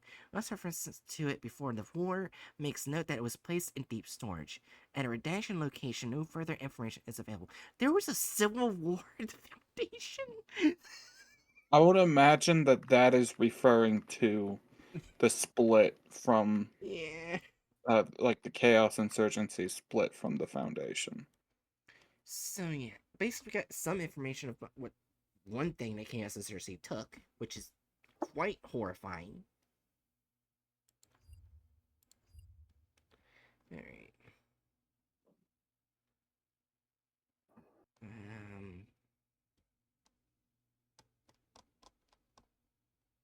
Trying to see. Do we want to look at another one, or do we have a good idea? I mean, like, do we actually know what the Chaos Insurgency's goals are? No. We just know they have a really dangerous weapon. From what I was able to see in the overview, it's just the Foundation, but worse. Because they, instead of D-Class, they use people from poor countries as test subjects. Which is something I didn't know. Yeah, okay, but again, like, to what end? Alright. That's what I'm interested in right now. Yeah, Right. that is important. What end is very important.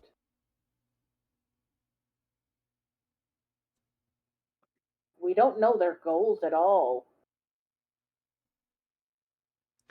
Alright. Alright, so this does reference the Chaos Uncertainty at the bottom, so. Alright. SCP-830 is a shifting pool that initially appears to be composed of oil and sand. Attempts to recover samples from the pool have revealed only inert samples standard to the Earth in that area. Researchers have hypothesized that an item at the bottom of this pool may be responsible for this and the other effects of 830. Any humans coming into physical contact with 830 are drawn into the pool itself and presumably killed. The attracting powers of the liquid are remarkably strong, although with a sufficiently strong subject severing the point of contact with the liquid of 830 is sufficient to prevent the entire individual from being drawn in. Inanimate objects do not appear to be affected by this quicksand effect. Individuals drawn into 830 may be contacted by standing within 8 meters of the pool. For the safety of designated communicators, closer to 6 meters is not recommended. Distorted but recognizable faces of those consumed by 830 will form upon the surface one by one. The communicator may designate which one they wish to address by speaking only when the desired face forms on the surface. This may take some time, as it's estimated that 830 has consumed in excess of 800 individuals in the span of its existence. Communicators should be trained extensively in human psychology and interrogative techniques.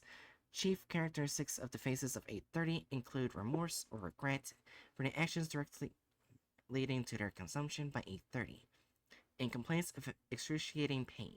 It's extremely difficult to change the subject when communicating with the face of 830. Non-Foundation personnel with 830 are predominantly occultists of the redacted and redacted traditions, apparently eliminated by the Chaos Insurgency from the years of 19 Redacted to 19 Redacted, before 830 was seized by the Foundation personnel in 19 Redacted. Okay, so the Chaos Insurgency used this to kill people. Oh, they wiped out an entire group horribly. We I have, don't know if the group was good or bad, but they wiped them out horribly. yeah, anyways. Translators are on site for any volunteers wishing to communicate with these faces, although prolonged exposure to 830 has severely diminished their communicative ability. Most faces from this period are incoherent or disjointed in their speech patterns. Over 50% are suffering from various forms of aphasia. Information collected on the redacted and redacted traditions have been cataloged and is available for study upon request of Dr. Jonas DeWitt, head of the Wait, they, research they, for 830. these weren't just occultists, were they? This sounds less like a group of occultists and more like a fucking culture. Oh no. They possibly wiped out an entire culture. So, yeah, so we got wiping out of culture, using third world countries as guinea pigs. What form of evil do we call this? Hmm. Do we need to see another SCP, or are we good? No. No, Fine. no. Let's see the chart. The chart of magic. A chart of match? What?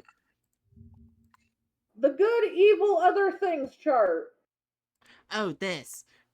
Oh, the tier Yes. list. Sorry. I was confused. I thought you were looking for another SCP. Sorry. I don't think they're lawful, so let's scratch off the idea of lawful evil. Neutral or chaotic? I don't think they're chaotic. I guess neutral evil. I mean, they're literally called the Chaos Insurgency. Yeah, That's true. Let's just go for chaotic evil. yeah, because the third world country thing threw me off. I didn't even know they did that. And the SCP Foundation literally apprehended an SCP so they could give the people that were wiped out therapy. Yeah. I mean, I get it, but also, Hey, not the first time they're that. also collecting information so the culture's not totally wiped out. Oh my gosh. Oh my gosh! It's not the first time that the Foundation is rescuing SCP and gave it therapy. Remember the chair? Oh yeah. Which- However, let me remind you, we give therapy to a chair, but we won't give therapy to hundreds of thousands of kids traumatized by their bears dying. Well, to I be forgot about fair, that. the person in charge asked for the kids to get therapy. I don't know why they said no to that, but the person Well, in charge was like, dude, they need therapy. yeah, the ethics committee tried to get therapy, and then the O5 council is like, that's not anomalous trauma. It's not our concern. Yeah, that's so Yeah. fucked up. Oh my Yeah. gosh, those poor kids. Yeah. Also, here's a new group I didn't even know existed called the Chicago Spirit. Mmm, jazzy. Yeah. Overview. I hope it's less evil. We've only got pretty much close to evil here. Come on, let's do good. Please, Chicago Spirit. Oh my gosh. Please. Oh, I just realized we can't get an E for evil right here, which sucks. Eh, Anyways, that would be very funny. yeah. Anyways, overview. During the early 20th century, of the Chicago Spirit was the largest anomalous criminal organization in the Western Hemisphere. Based in Chicago, Illinois, the group's influence extended to the most major cities in the United States, particularly New York, Boston, New Orleans, and the extra-dimensional city-state of Three Portlands. The Spirit was known for recruiting individuals with anomalous capabilities, as well as creating and exploiting anomalous artifacts for use in its criminal activities. Well, I don't think you're getting what you want, Jerry. I What noticed. kind of criminal activities? Right. Are these the fun criminal activities or the bad criminal activities? Right. The Spirit was founded in 1895 by Chicago resident and bar owner Richard D. Chappell, who was himself an anomalous individual. Despite years of efforts, the Foundation remained largely unsuccessful in its attempts to suppress Chappell's rise to power due to its part in limited resources at the time as a result of an ongoing internal crisis. Also, I'm pretty sure it would be pronounced Chappelle. Chappelle, okay. In January of 1919, the Foundation officially suspended all opposition against the Chicago Spirit to ensure their cooperation in preventing the spread of SCP 2680. What's 2680? I'm assuming a virus.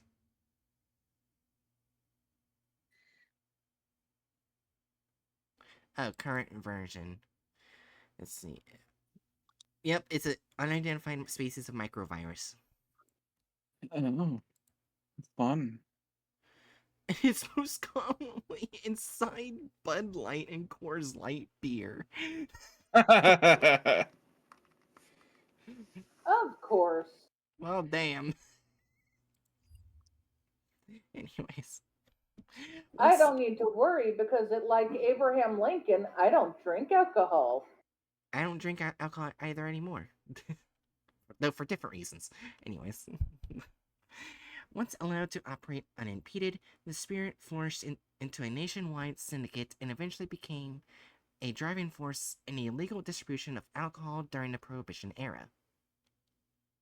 Mm. Thanks to the success of its bootlegging businesses, the Chicago Spirit continued to amass power over North American markets and politics throughout the 1920s, and the Foundation was eventually forced to terminate its truce with the group in order to prevent the complete dissolution of scientific normalcy. On July 11, 1933, Richard Chappell was finally apprehended by Foundation operatives following a raid on the Spirit's base of operations. In the absence of its leader, the group gradually destabilized, and most of its members and assets were acquired by other organizations. As of 1938, the Foundation officially considers the Chicago Spirit to be defunct. However, rumors of the Spirit's continued survival have persisted in subsequent decades. Various artifacts have been discovered which imply the group's involvement. Though a conclusive link has yet to be proven, furthermore, recent evidence has revealed the emergence of a new syndicate calling itself the Chicago Spectre, which seems to operate primarily in anomalous underground communities. Investigation into this group and its connections to the original Spirit, if any, are ongoing. Hmm.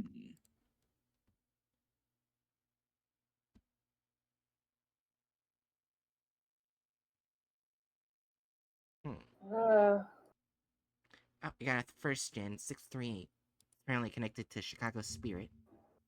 okay. Okay. Oh wait, this is a picture of Richard Chappelle.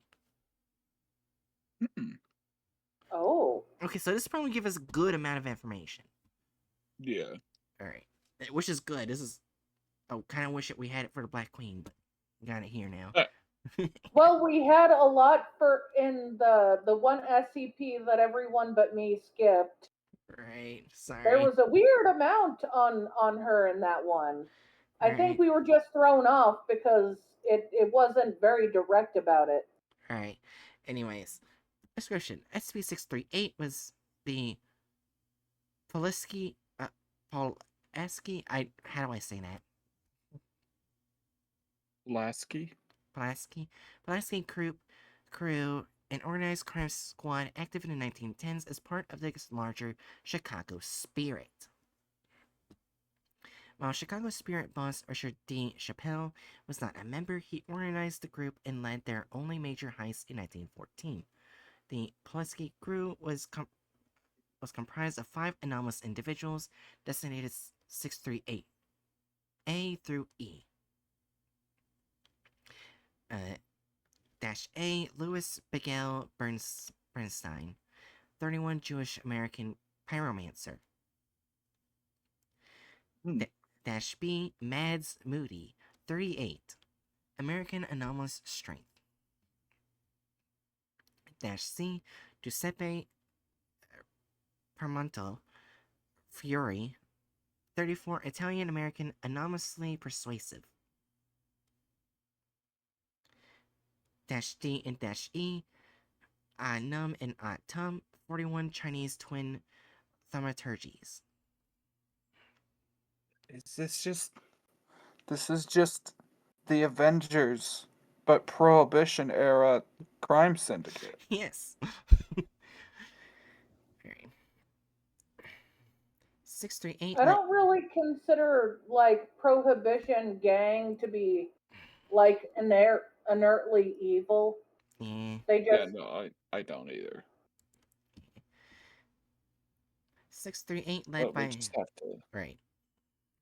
we just have to figure out what other activities subjected. Yeah, because remember, like, Al Capone did help out in it during the Prohibition era, but also did other things. Yeah.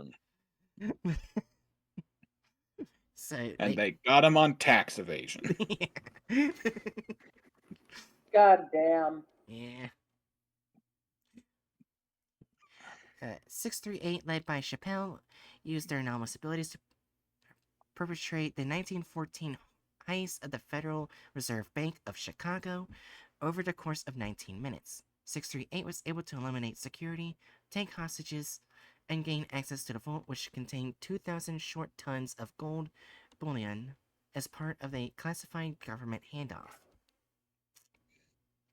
The Chicago Police Department was embedded, and embedded Foundation agents stormed the facility and detained 638, finding Richard Chappelle and all the gold conspicuously absent.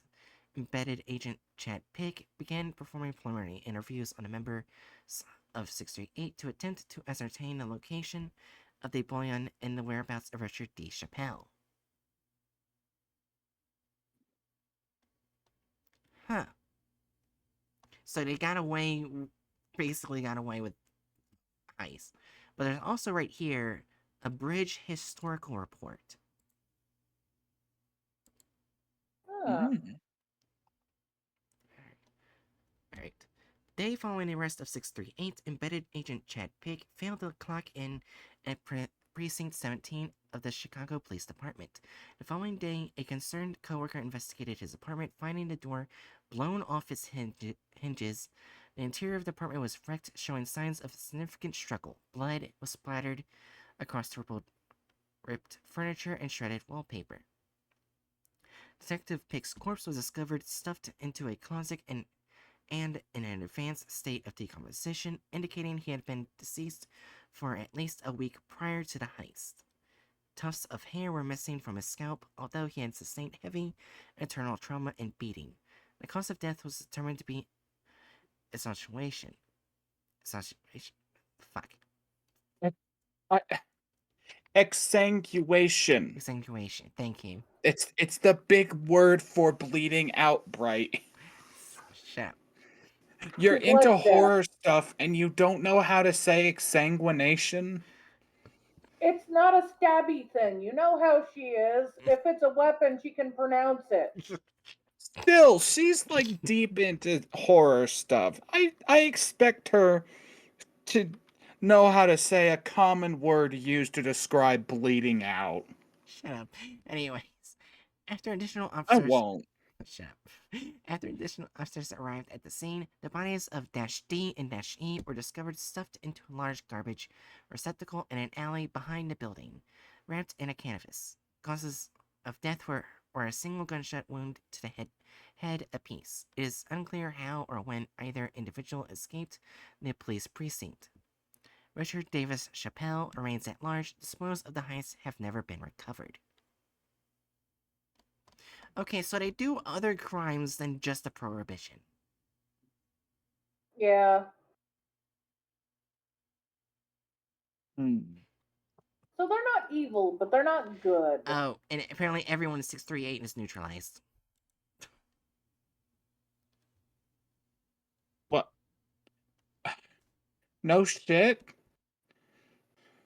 None of them are like anomalously long-lived. Yeah. Doesn't matter how ripped you are, old age is gonna get you eventually. Yeah. Should we just say chaotic neutral? I would be willing to put it in chaotic neutral. Yeah, they weren't good people, but they weren't like evil or anything, and they just went by their own rules.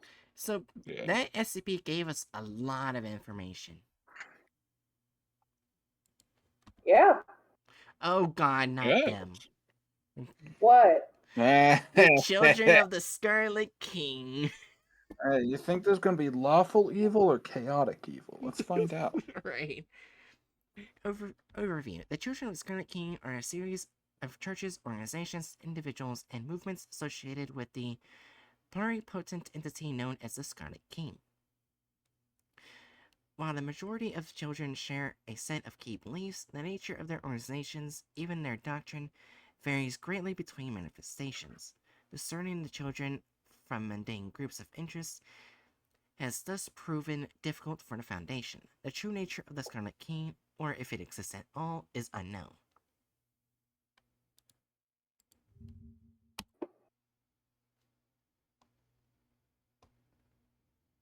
I am not clicking 231. Fair enough. Oh no. Yeah, we're not. We don't need to relive that.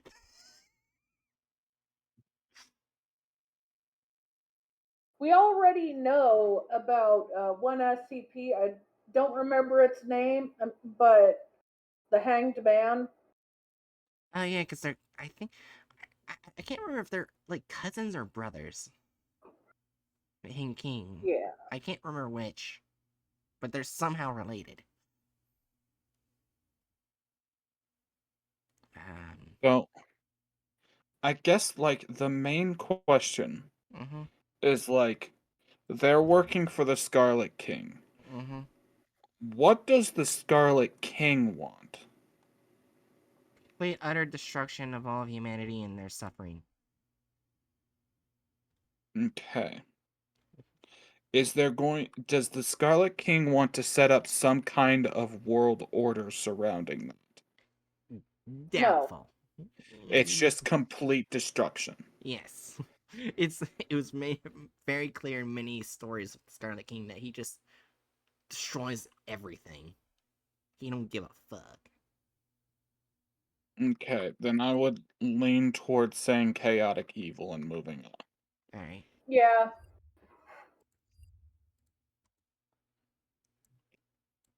Oh my It's probably gosh. one of the easiest SCP, one of the easiest organizations to list. We can get an E Yeah. if we get more lawful neutral. Well, that's true. Yeah, but that's not evil. Yeah. Oh, another church. The Church of the Broken God. These guys are less easy to rank. Yeah. I don't think they're bad. They've done bad things, but I don't think they're bad. Yeah, let's just They helped the Foundation with 610. They also had Mhm. that one guy that was from an alternate reality who basically became one of their priests, and he had a horrible life until becoming one of their members. Yeah. And yeah. Also, I was actually wrong. You know how I said McCain is the one who created 610? Yeah. McCain is the name of the broken god. yeah, McCain is anti 610. Yeah, the creator of 610 is Nalka. Yeah. That's her name. I've been constantly saying McCain, and I'm so sorry. That's a really unfortunate case of mistaken identity. Yeah. Sorry, Broken God. We said that you are your arch nemesis. Right. Whoops. Whoops. Whoopsie doodle. Yeah, anyways. Overview. Shortly after discovering and attainment of SCP-882, several members of this church came forward and demanded the return of the Heart of God, led by one Robert Bumaro. They are a group of, how do you say that? Zealots. Zealots. Believing many of the SCP items to be parts of a god that was broken after the creation of the universe. Quick, before I say anything else, the god doesn't want to come back. Yeah, he doesn't want to come back because his broken parts help hold back the god of instinct, Yeah. who wants to destroy the universe that the broken god wants to protect. The broken god wants people to think, to evolve, and to be able to grow without him, so he can protect them. Right. Mm.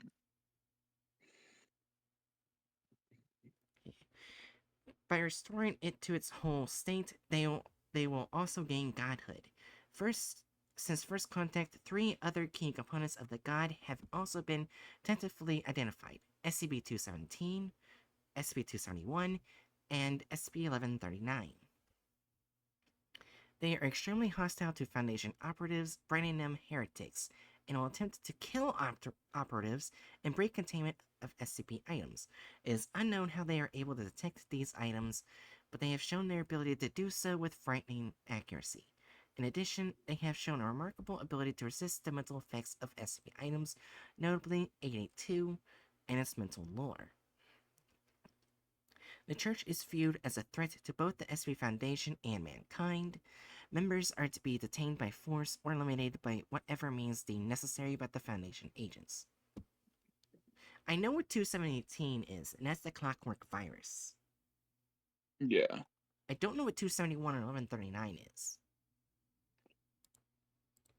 So I'm kind of curious about those. I think I'm pretty sure that one of those is one of the little misters. Pretty sure. Alright, wait, 1139. And... Nope, the other one's the metallic gray rectangular block, and the other one's this. Okay. Alright. SCP-271 is a small disk composition, unknown but metallic in nature, a little more than 4 centimeters in diameter, and engraved with a number of symbols that may or may not represent an unknown alphabet. These symbols are infectious to their environment over time, gradually appearing as if invisibly carved into nearby objects. They are capable of escaping through any hole, however minute, but have been demonstrated to be unable to penetrate non-gaseous fluids. Objects that carry the symbols for a sufficient time begin to be changed on a molecular level to the same material as the SCP. Both the engraving and the petrification process are extremely painful to biotic organisms. The only known method for purging the symbols is destruction of the object, and it is not possible to do it to the SCP-271 itself. So that's 2 SCPs that goes church work kind of changes the person's body to it. Like literally. That's uncomfortable. Right. At this time, both 271 and 271-1 are thoroughly coated with the engraved symbols and seem to swim slightly. Dr. V.G. and other observers have described them as looking like the far side of a heat wave, or not quite all there. The symbols also appear to have fractionalized somewhat. Studies with vision-enhancing equipment have revealed miniature symbols inside and around the larger carvings on both objects. 271 was a previously unknown SCP, recently acquired from a shrine belonging to the Church of the Broken God by Mobile Task Force 12 when data expunged. It was previously stored in a room of its own, which documents note was to be kept sealed until the assembly was ready. Documents acquired at the same time suggest that data expunged. The platform is original on the account of extensive writing on the room in which it was contained. The shrine itself was pulverized. However, due to rapid retaliation by enemy forces, the remnants of Armed Task Force 12 were forced to data expunged. Contact has been re-established, but the nature of the SCP and the enemy seekers prevents easy recovery. It is currently considered more advisable for an SCP to remain hidden if comparatively unprotected than to attract attention by launching a very expensive recovery mission. Mobile Armed Task Force 12 has been ordered to confirm itself into CU-12, denoting their atypical existence outside of the secured SCP Foundation area. Addendum: SCP-271 is not to be brought into the presence of SCP-882. Emergency Bulletin. Reports from the other embedded sources indicate that, as of redacted, the Church is aware of CU-12 and the location of SCP-271 and is planning an enemy assault against the unit. 271 is to be kept out of the enemy hands at all costs. CU-12 has been ordered to mobilize and prepare for evacuation. A recovery team is being prepared for immediate deployment under the direction of Agent DuPont. A more detailed report is to follow.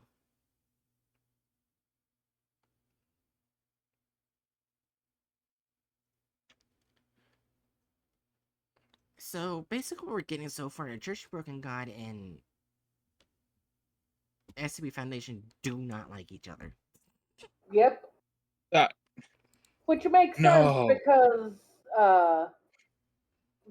they want to secure, contain, protect.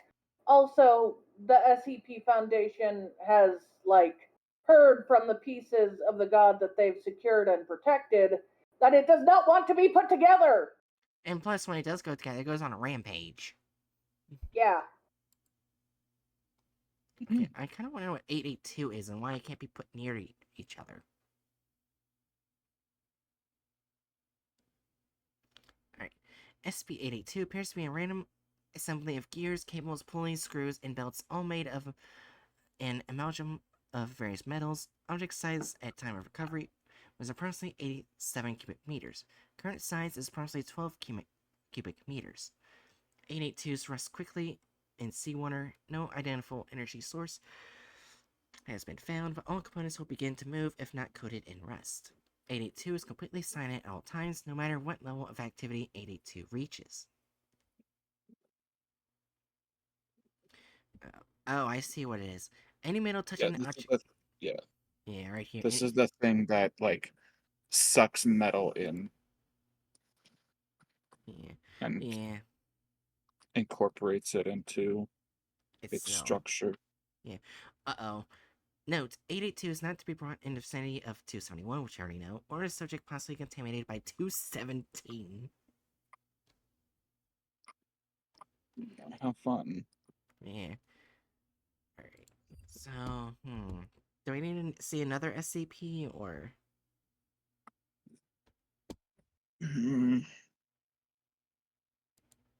Where do we put people that could potentially destroy the world, but don't actually mean to? Right. Yeah, they obviously believe in a good, but they're so stupid they might actually accidentally destroy the world. I think they're, like, not all the way at the bottom, because at the same time, they also help with ending 610, because they constantly go to war with it. Oh, Adurno, we're not doing Yeah. key to tier listing. We're tier listing the um groups of interest Yeah. Basically, on like D&D stuffs. Yeah, yeah. right now we're doing the Church of the Broken God. Basically, they mean well, but they literally go against what their god wants, and they've almost destroyed the world before because they're Yeah. so stupid. But they want to help the world, but they're really, really stupid. Darren says chaotic good. Eh, I don't think I can agree with that. I can't really agree with that either. Adarna, you'll have to put up a really good argument why they deserve to be in good. Darren also says chaotic neutral. That I can agree more with. I don't think they go I all the can way at the agree with bottom. chaotic neutral, yeah. I could agree with that. Yeah, because they're not trying to do something bad. It's just that they are. It's just what They're they're just doing. dumb. Yeah. Yeah, They're they're just fucking dumb. it's not their fault they're stupid, but they're still stupid and it still does damage. Now, this group of interests actually was referenced in I think the one where uh the meat puppet SCP, I think. Oh no. The Church of the Second High Toth. I believe this one was referenced in it. It's not the exact same group, Uh, but it was referenced. Anyways, Let's see, trying to remember. Let's see, what was the exact quote? Something along the lines of exact, exact quote. Right. You're nothing or what is it? Fuck. You're a joke to me, meat puppet. Ah! Or I can't remember the exact quotes. Anyways, says something about meat puppets, proceeds to rip off arms. and then flail on the floor. Yeah. yeah. And flounder around like a dead fish. He was so angry! Yes. I still remember he's like, I was put in a dead end position and called stupid. No, the SCP person was like, yeah. He was so What? angry. He was so angry. Is this? No, that's. I can't remember which SCP it was. Same. Oh, But yeah. oh, here we are. Oh, you I found think it? this is it. Yeah. I get the exact quote. Mm-hmm. Let's see. There we go. I'll make you dance, meat puppet. You're a joke to me. And then, 2480-1 breaks its restraints, self-amputating its arms in the process. Entity squirms on floor. toward the ballistic glass. Security and medical personnel dressed in protective hazmat enter the containment unit. Subject is restrained, gagged, and treated for its injuries. Yeah. Anyways, the Church of the Second High Toth. Overview. The Church of the Second High Toth is an occult organization of human and alien entities that adhere to the extraterrestrial Orthan religion, aiming to aid a universal guardian deity, Rockmal Lusan. I'm assuming I said that right. In combat against the extra universal threats known as Fruitut. The central beliefs of the religion are that the current universe, the second Hytoth, was preceded by a different universe, which was used to exist until it was consumed by an extra universal entity. A group of survivors fled to the newly created second Hytoth, our reality, with 7 of them choosing to ascend to godhood to ensure the universe's safety. 6 of these gods died over time, leaving Rakma Lusan as the last survivor. Operations taken by the church have performed underneath the veil, likely to avoid heavy scrutiny from normalcy organizations. The main language of the group is the Ortothan extraterrestrial language, which has been anomalously kept unchanged despite the distances between Ortothan sects. Group members attribute this to acts of divine intervention. Human Orthothan belief systems are known to have existed by 11,000 BCE, corresponding to the formation of the ancient Orthothan kingdom civilization, though modern branches have only been developed in the past century. Orthothan groups separate from the church exist, all being significantly smaller in comparison, intending to have different moral beliefs.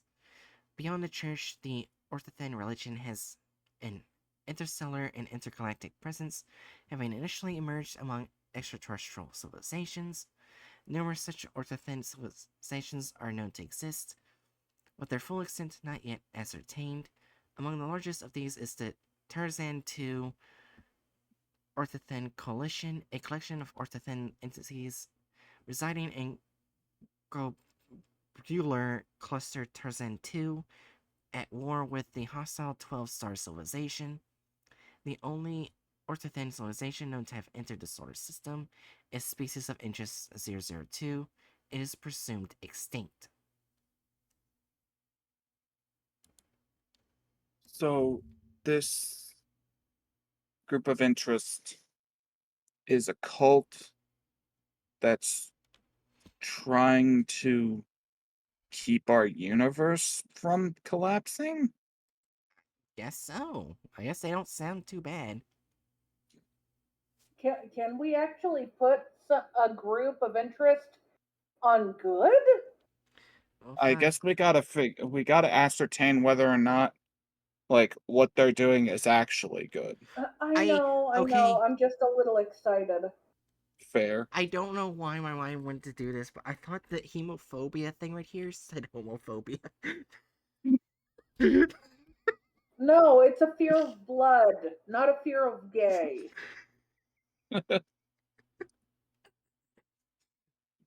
Gay people are not blood.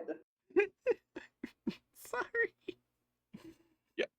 We have blood, but that's different. I was about to make This- a joke. Another religion this- that doesn't like gays. Gay people are not blood is certainly a statement I just heard with my ears. You could put it in quotes. I'd do Quote that if from I wasn't Gary. busy. Gay people I- are not blood. I'd do that if I wasn't busy playing Dredge. Wait, this is a recreation of Pictogram 1. Undetermined religious iconography is overlaid in the middle and lower body sections. So this is what they think one of their entities looks like.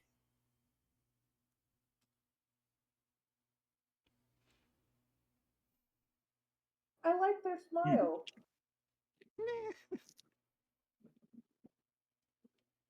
That's a goofy goober. Yeah, it is. Alright. Now, question is, will said goofy goober kill us all? Alright. Alright. Description. SCP-2651 is a collective designation for a metal sphere surrounded by a set of ectoplasmic entities of extraterrestrial origin, colloquially referred to as ghosts. Okay, so there's a bunch of ghosts. Got that now. 2651-A is composed of a rhodium platinum alloy possessing a radius of 71.7 centimeters.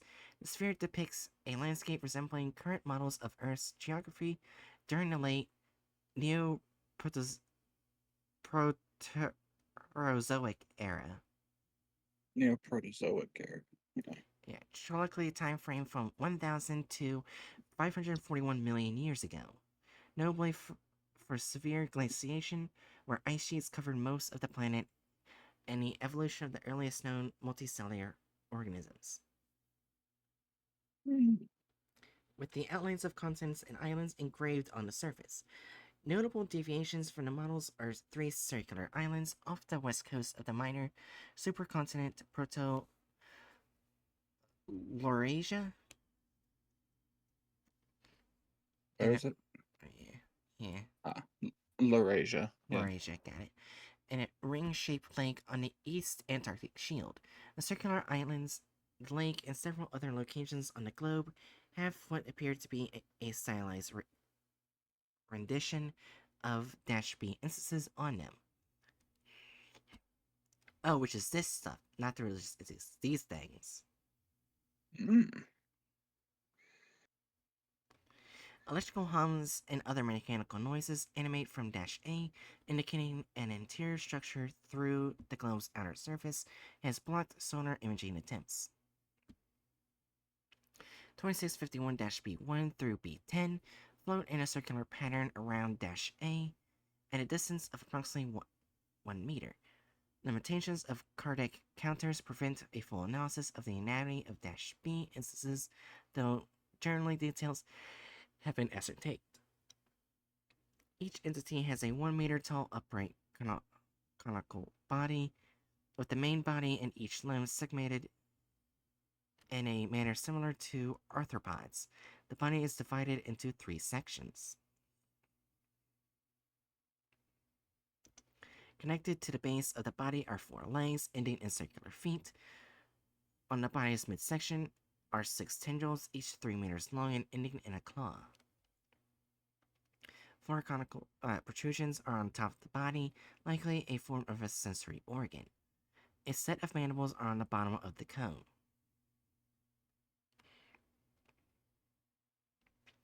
2651-B7 is the only entity to possess numerous apparent tumorous growths on its body.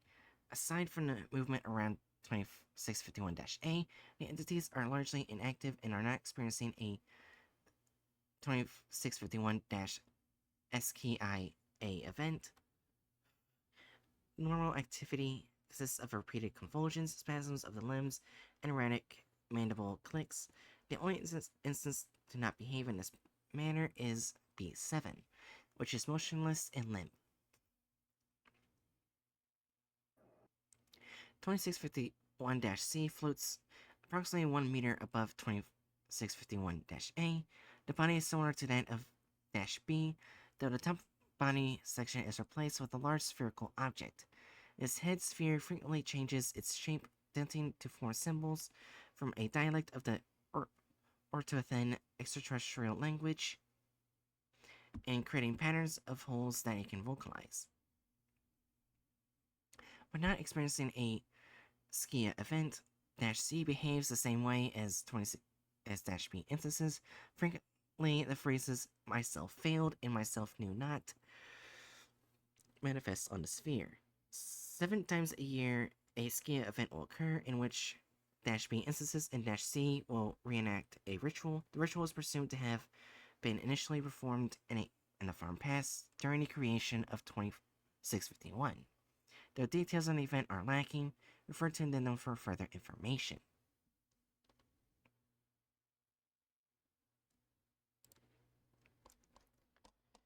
Okay. So basically, so far, this is not that bad. I'm not gonna lie, I've been zoning out, and my brain did not pick up like the vast majority of information there. Ah, How to summarize an entire SCP? Did we learn whether or not the uh group of interest is helping or hurting things? so far, no. Just that it uses the church's language. Also, the SCP is non harmful, if what I heard was right. Yeah. Okay. And I consider that they're non harmful to be very important. Yeah.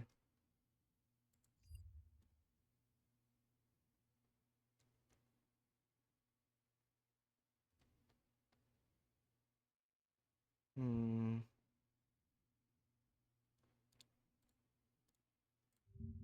Alright.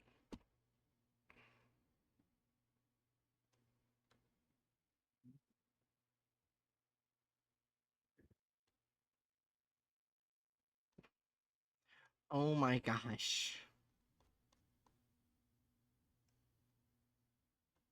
Are you kidding me? Apparently, this group went with dynasties, apparently. Alright. SCP-4066 is a collective designation for the dynasties of Byzantine emperors that were founded by, supported by, or composed of extraterrestrial or extra-dimensional entities. Between the ascension of Constantine I as sole Roman emperor in 312 and the sack of Constantinople by the Ottoman Empire in 1453, almost every ruling family in the Byzantine Empire was in some way associated with extraterrestrial activity. During this period, there was very little confirmed extraterrestrial activity elsewhere on Earth. As of yet, no explanation for this trend has been found. Okay, so then do we just blame everything that the Byzantine Empire did Apparently, because it on shows this like SCP? it's showing every dynasty: the Valentinian dynasty, the Theodosian dynasty, Leonid dynasty, Justinian dynasty, Focus dynasty, Heraclean dynasty. It's showing all the dynasties. The Irene of Athens. I don't even know what that was. Macedonian dynasty. Yeah, it's showing like all the dynasties.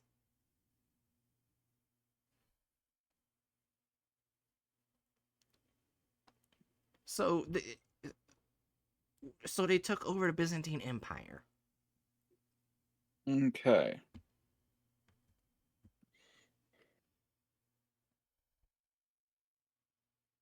Interesting. I guess in that case, I have to come to the question of uh what bad shit did the Byzantine Empire do? Right. And were the extraterrestrials doing this maliciously or just to fit in and not look suspicious to the rest of humanity?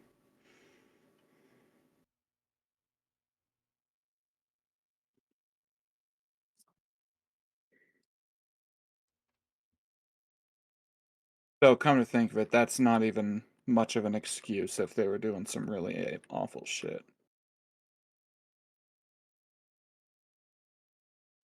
I'm trying to see if they. I'll admit my brain is fried, so I don't remember anything about the Byzantine Empire. That's like, for me personally, that's one of those big gaps in any historical knowledge I could have. Basically, every single dynasty I've seen so far, they haven't done anything bad. Well, yeah, but this is just like uh a, a colony of soul thieves. Yeah. Soul thieves? The fuck is a soul thief? You said they're soul thieves? No, it's just basically, uh, or controlled by psionic extraterrestrial species known as inhabitants of NX-34 as the Soul Thieves. Colony Soul Thieves are established in an artificial cavern in the harbor of Constantinople. When a member of the dynasty that was under the control of these entities left the city, they would be followed by a soul thief, either in the sea or in a levitating tank, cloaked in a light refraction field. The eventual deposition of Emperor Maurice by Focus was possibly aided by some natural psionic resistance granted by Focus divergence from baseline humanity.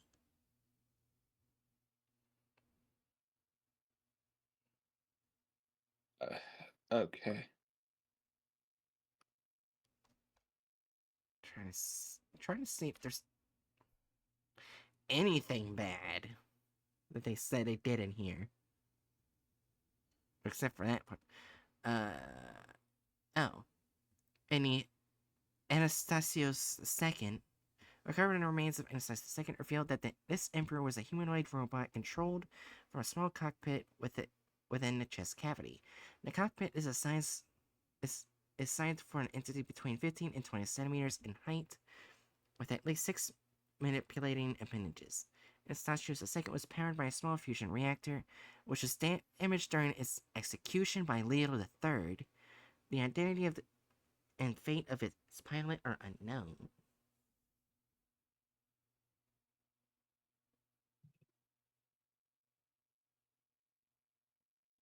I just this is a this is a weird one.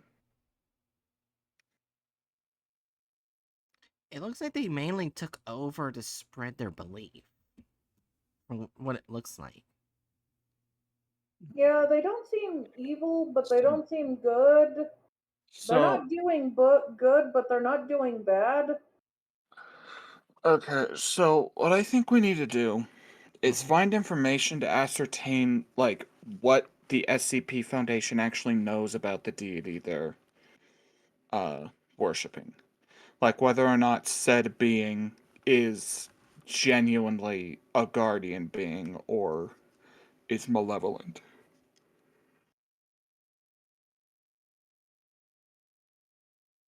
Mm.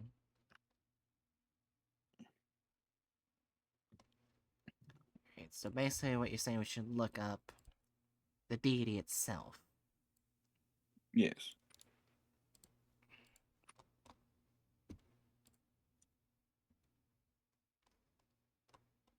Okay, search, paste.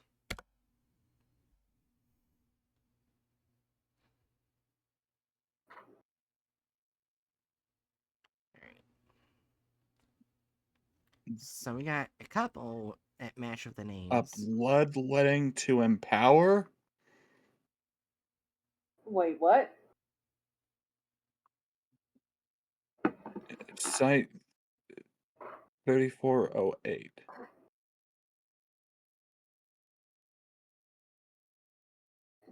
Are you gonna Let's look. Oh, you want to click are you that gonna one? Alright. yeah, I was about to say, are you gonna click on that one? Oh my gosh, it's a site brochure instead of the description. Oh, that's odd. Yeah, Site 3408 is the largest resort day spa and containment facility to be opened by the fine people of the SCP Foundation.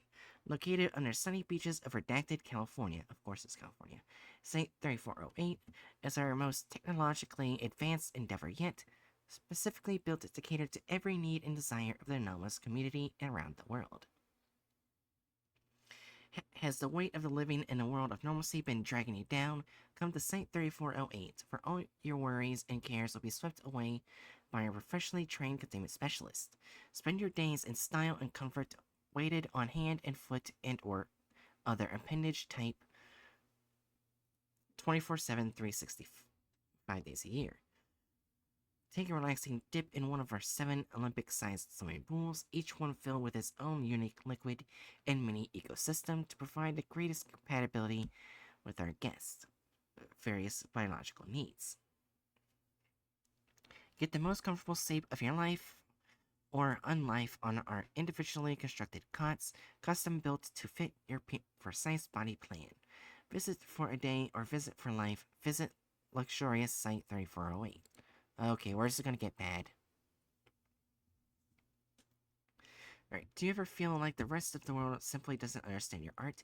Come to Site 3408, which has accommodated some of the greatest artists the world has ever seen, or not seen. Here you will be provided a state-of-art containment studios in which to produce truly cool masterpieces to your heart's content. You'll never have to worry about your latest painting or sculpture breaking space-time, or taking the lives of those around you thanks to your patent triple titanium base security line built into every surface at Site 3408. Okay, this is definitely accompanying to Are We Cool Yet? I think. Is that their group? I don't think Maybe. it's connected to Are We Cool Yet? I know, I think it's trying to coerce them to come it's here. talking about the razor.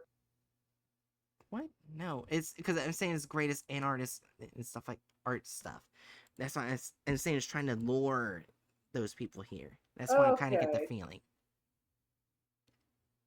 My question is this just like right now? My question is this just the most like obviously bullshit brochure being sent out to beings, I guess or so. is this like an SCP article from a future in which the veil of normacy has broken down? I guess we'll find out. Is your religion scorned or feared by the non-anomalous masses? Don't worry, Site 3408 treats all religions equally.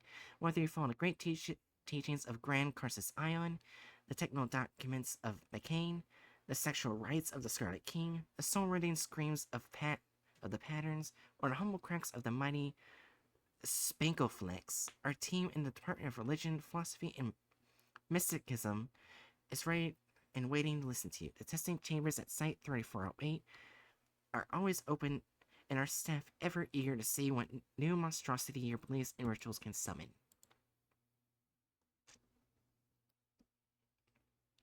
Feeling a bit... Feeling a bit peckish? Site 3408's world-famous chefs are on call around the clock to serve all your dietary needs directly to your cell. Their specialties include the finest Brangus steaks, perfectly braised chard, and thinnest of cruel paste, raw flesh cold from virtually any species, and much more. Here at Site 3408, the D in D class stands for delicious. Well, that statement's uncomfortable as fuck.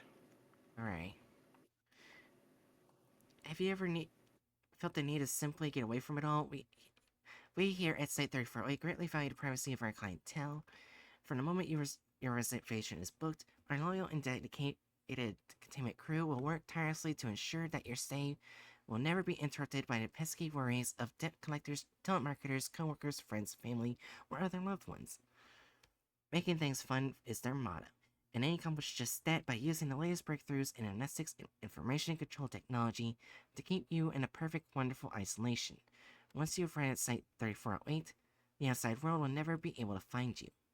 Come to Site 3408. Site 3408 welcomes you. Come to Site 3408. Site 3408 needs to contain you. Come to Site 3408, please. Site 3408, please. 3408 needs to fulfill its primary function. Please. Come to Site 3408, please. I feel like we learned nothing. Yeah, where the fuck was the... I guess that was an old part of it that was taken out over time. Redacted, yeah. God damn it. Well, this one actually like my talks... brain just exploded. Yeah, one of these actually, it says right here, one of these deities, Rockmal Lusan, the Holy Fourth. This actually might, hopefully, explain what this entity is. Oh, it's from a Keter. Okay, I'm gonna first...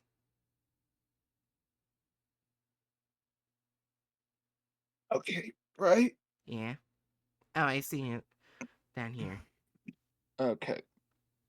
Yeah, it says Arthurian mythology and universal space. It starts the second high top. So I was trying to see if I can find exactly where it says the fucker. His name. Okay, right. Yeah. Press. Oh, what is it? I think it's Cult F, or is it Alt F? Oh, I just need to go to where footnote 2 is, because it says right there. Or I can just read it right here. The central aspects of Orthan mythology are that in the universe, the second universe to exist, and it has been protected by extra universal invasions by the 7 guardian deities. One of these deities is Rockmount Usain, the Holy Fourth, is said to be alive in the present day. That tells me nothing.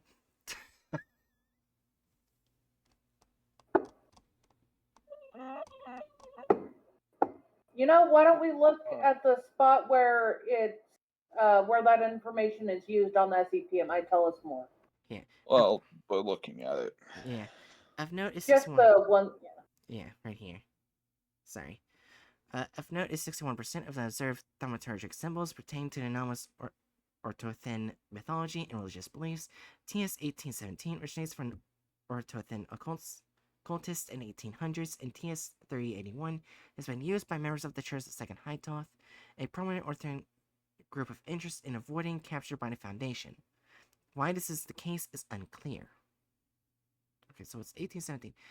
TS-1817-V7, known as the 12 Holy Owls of Serendithium, origin among humans unknown. When the symbol is fixed to a weapon or objects used with the intent to harm, any entity killed by the weapon will annihilate the immediate space around it. The size of the annihilation zone is proportional to the size of the entity killed. The annihilation zone has no effect on materials reinforced with TS-381. Okay, so hold on. If you were to kill a giant, you would create devastating damage. I feel like I'm having a stroke. This one's the hardest. I thought the Black Queen was hard. At least with the Black Queen, we accidentally found a lot of information of it through her deceiving a site director to date her. I mean, literally bending reality because you want to date someone. Okay, I just say go back to the search. Okay.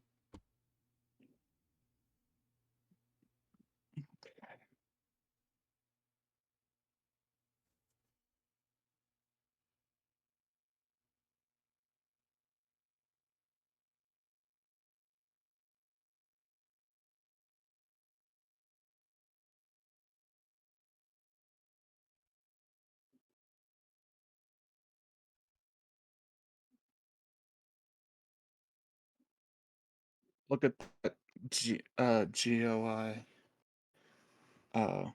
field guide.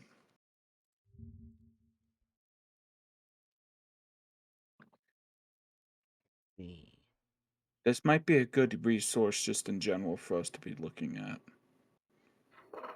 Alright. Church the Second High Toth. Show quotes about the... Oh, these quotes might be helpful. Well, that's not what I was looking for, but whatever. Alright. All Orthothans here, all Orthothans must listen now. Stars lost. Unknown a unit of time ago, the first invasion occurred. The gods were unprepared, never comprehending the fragility of the universe after its creation. Ponder what occurs when a human loses blood. They become lightheaded, they become weak, they faint. When one ascends from mortal to god, you keep some part of your mortal form. The Kuru Tusa kept their blood, and yet it would leak.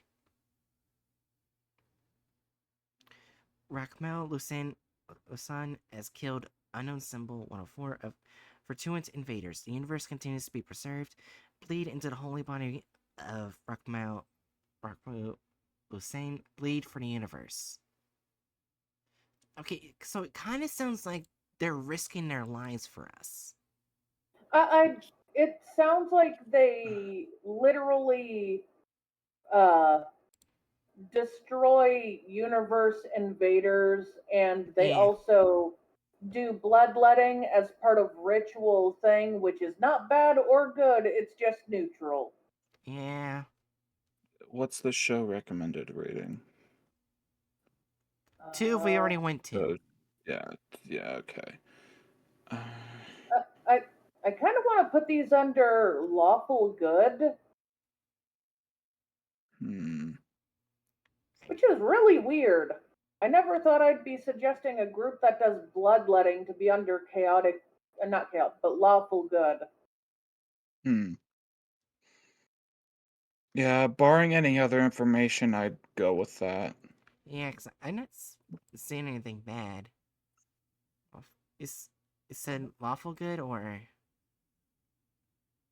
Yeah, I'd say lawful good. Yeah, for first lawful good.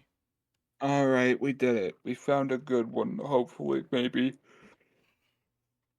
We We think? found a good one. It only took how many groups to find one? Right. How many groups? And my sanity. I am completely drained. Alright, you want to say this for next week? The Commission of Unusual Cargo? I would probably say yes. Yes, please. Yeah, to be honest, we went through so many today. Just look how much we did compared to when we do the tier listing. Yeah. Well, we're not reading entire Yeah. files, so we're reading what we need to figure out what the group is about. Yeah. Also, yay! At least one group is good. Right. One group out of 1, 2, 3, 4, 5, 6, 7, 8, 9, 10, 11, 12. God damn it. Yeah, you know what's funny, Cheery? Even What? if the next one is good, the one right next to it is going all the way at the bottom. It's the Davites.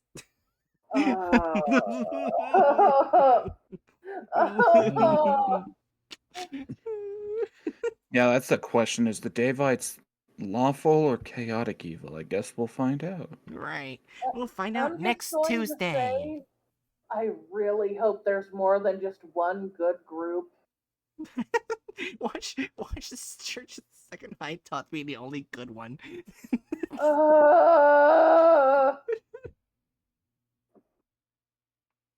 It will be funny. I have faith in Gamers Against Weed. Anyways. See, here's the thing I'm gonna do from now on. I'm always gonna raid someone even if they have no idea who the fuck I am. Right.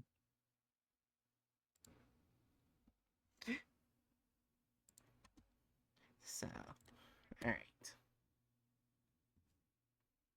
Okay, so one thing I need to stop doing that. Yeah, so, Jerry, go ahead and do your last words.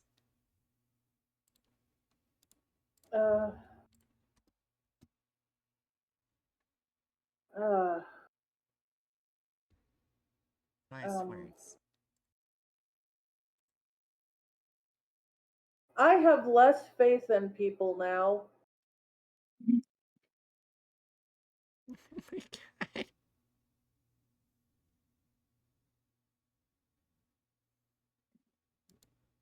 Gundor. That's not Gundor, that's Hermes. You see, that's how busted my brain is right now. I mistook my pudgy, very regal long-furred cat for a very slanky snake-like cat. Oh no. That's how degraded my brain is. You know what? Hermes. At least we found one good group. They may do bloodletting, but they also save the universe. Hermes, let me give you pets. You're very soft. Alright.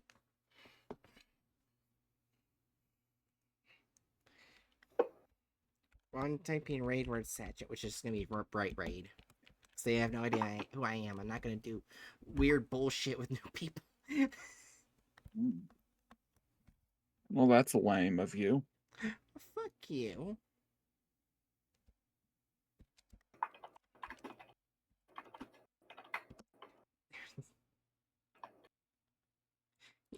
Anyways. Now. Okay. Hey, don't you fuckers fight. I almost typed in the Eldritch Guide. Actually, is a saying an Eldritch Guide or just a regular guide? I don't know. I would say be normal, but I feel like that's not you. Oh, hey, Tesla's stock value has fucking plummeted. I mean, that's terrible, so terrible. Anyways, Hatchet, did you say your last words? You didn't ask for my last words. What's your last words? Tesla's stock price is